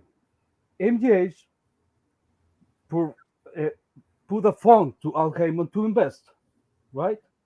And a lot of money was missing of that fund, and Al Heyman, in few words, said, "Okay, you're asking me for that money, but I cannot give you the benefits of your investment now because this is a high risk, high reward kind of investment. So I need a couple of years." And in 2017, that case was solved in the matter of, okay, there is not enough time because they accord to the guys of MGH that you cannot ask for that money right now. No, you cannot ask for the money because the money is not going to be there because we need to invest aggressively. Yeah. PBC. Yeah. But that was like 5 years ago, so the date is upon us, I think. The return on their investment. Yeah, I think that maybe this year of 2024, they're going to ask, okay, what happened with that money? I mean, I haven't thought about that entire situation because it's been in the background for years now. So I never really thought of that as being a consequence that Al is going to have to answer for at some point. But it is compelling that, okay, they're going to want a return on their investment. And what are you going to tell them? MTH. Who's MTH? You're talking about the Waddle and Reed money. Oh, okay. But I mean, I think it's kind of, I don't feel anything from that like by now the people over there know your money got fucked off. You stole it, frittered it away, whatever he did, it's gone. It's gone. Yeah. So I don't know that they're still waiting for a date to roll around to get a return on their investment when it's kind of obvious that they're not going to get a return on that investment, bro. Drew posted the fucking value of the PBC. You know, what is their value? It's 0.00. I'm hoping that the investors at least get to watch their pay-per-views for free. Yeah, hopefully I have to pay for Ruiz versus Wilder, bro. I hope they get a pass, like free to the events, and don't have to pay for tickets. I mean, I personally think that the instability we're seeing with the schedule is directly attributed to having to accommodate fighters that were fighting on Fox the last couple of years, and now they're set to migrate back over to Showtime, and these are more expensive fighters and more expensive fights than the fights that Showtime has been doing. So guys like Jermell, you know, that they end up on the back burner. They're like, no, we got to pay for this Wilder versus Ruiz, you know. We got to pay for this Spence versus Thurman. Now, those are two fighters that for the last 3 years have been fighting on Fox. Well, with Fox set to leave the sport and these fighters migrating back over to Showtime, Showtime might be putting all their resources into them right now, more so than any other fight that they have going on. Because look, where's the announcement for Benavidez versus Plant anyway? That's supposed to go down in March, and that's the date they gave. Yeah, Julius, I was asking because I was checking the numbers of the multiple accounts of the MGA's fiduciary fund, and it's close to $1 billion. Are you telling me that Al Haymon is in no way responsible for that money? I mean, if you look because you risk that money, you know, you invested at your peril, you know. Yeah. You invested at your peril, and if Al is saying that he lost it, I guess he lost it. I mean, in a nutshell, like I don't know what the fuck. Like, you invest at your peril, bro. You know, he fucked off the money. I don't know what the fuck they're gonna be able to do to those guys with that, but he fucked off the money. I think we all can agree he fucked off the money. Yeah, because Julius, because maybe Showtime is going for a rough time and Fox is out of the picture.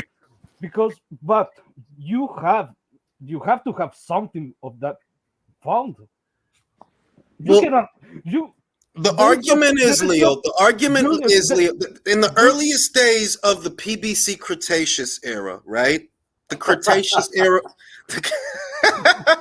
in the Cretaceous era of the PBC, and it wasn't a bad idea. They would buy time. So the explanation as to, well, what the fuck happened to the money is in those early shows, the NBC shows, you know, back when they were on there, that they used the money to buy time, and that's where all the money went. Now, I don't believe that. I don't believe that. I believe that money is somewhere in an offshore account somewhere. That's what I think. But in a nutshell, you put that money up at your peril, bro. Like, and it just is what it is. Are you telling me, because it is not possible that none of that money is now available to make fights? I don't think that is possible. It's close to $1 billion. It's close to $1 billion. I know. And look, I'll put it this way: do you think you need that kind of money to make fights like Thurman versus Guerrero? Do you think you need that kind of money to make fights like Danny Garcia versus Rod Salka or Thurman versus Porter? This is what you spent $1 billion on? Really? Do you need? No. He fucked off. Who gave him $1 billion? Waddle and Reed. Waddle and Reed. This was years ago. This was circa 2014, 2015. Why did they give him that much? Because he's a fucking con man. And you have to remember that the name of Al Heyman used to mean more music, right? Yeah, more over the success of Floyd Mayweather. Al Heyman, at least in those days, was thought of as being directly responsible for all the success that Floyd had. There was a time when, Al Heyman's name held a little bit more weight. And, that would explain why they chose to trust him with that much money, but clearly they made a mistake. Clearly. Clearly. So, I mean, that fucking money's gone, bro. Is the PBC making any money today? Are they making anything? Any type of profit? Look, if anything, they're spending money because, once again, according to Marcos Villegas, all those cards that were happening on Fox, the production costs to pay for those shows was coming directly out of the PBC's pocket. Fox wasn't giving them no money to do shows after a while. They had to pay for them shows to be done theyself. I'd wager that some of the Waddle and Reed money got used for that. I'd wager. And now Paramount is shutting down Showtime, right? Well, what Paramount is talking about doing, this is what people have, this is why people think of it as a doomsday thing. Usually in a merger, you trim the fat. Upper level management, they get fired. You discard the pieces that you don't need, and you only focus on the content that drives subscriptions. As we all know, boxing does not drive subscriptions at Showtime.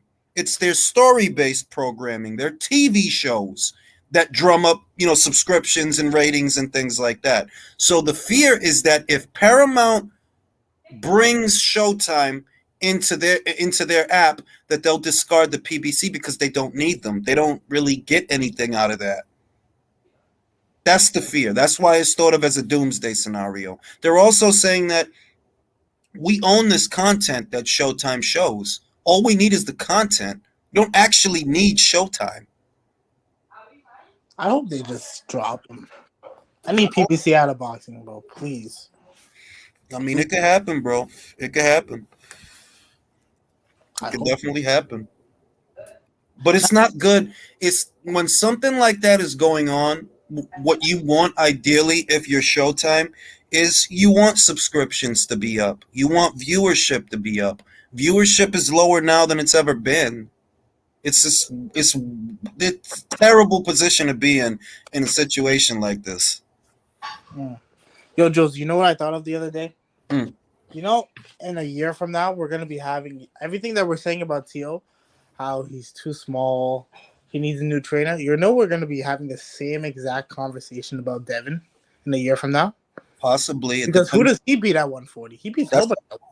Honestly, I mean, I said that about all them guys at 135. That y'all hot shit at 35, but 40 is a different animal. Those is men up there. Those is grown killers up there, man. Those grown men up there. Them ain't it ain't JV up there, man. It really ain't. So, bro, for a guy who doesn't have power at 35, yeah, and Devin JoJo was all up in his face. Could you imagine that was Matthias? He actually might die, swear to God. Bro, I said that about Tszyu. I said that about that. I said that about all them, like them guys. Like, look, man. Davis, Devin, Tszyu, all them guys, man. They don't belong at 40, man. It's men up there, bro. Them ain't kids up there. So what's gonna happen to them though if they all lose to those guys? The show goes on, bro. Yeah, I know, but I'm just thinking, like, can they could do like a little round robin between all of them. Well, if I'm Devin and I get to 40, right, this is how I play it. I'm not here for Prograis or Ramirez and none of them guys. I'm going to fight me a Campas, right? I'm going to fight me a Campas. I might fight two Campases en route to Lopez. Like, I'm looking at Lopez if I get there. I'm not looking at no Josh Taylor. Okay, so he fights Campas, then Pedraja, and then Tszyu. Yeah. That's not bad. That's the only way I could see it working out, because like I said, them is men up there, bro. Those men. They hit hard. Do you think after the Lomachenko fight, they do Tszyu right away? I don't know about right away, But I would anticipate that if he beats Lomachenko, the Lopez fight can't be far away. It can't be far away. I don't think he can because I don't think he beats it. If Tszyu keeps going up, like fighting better opposition, he's about to lose. I don't even know if he beats Barboza right now. He's not ready for a champion, that's for sure. Bro, I'll just say this. If you're Lopez right now, you better want to fight Devin. You better. He can make money off that. You can make money off that. And at least you know you ain't going to get knocked out. He's not going to get knocked out. He's not going to. You ain't got to worry about that shit. So, I mean, I just feel that they'll seek refuge in each other.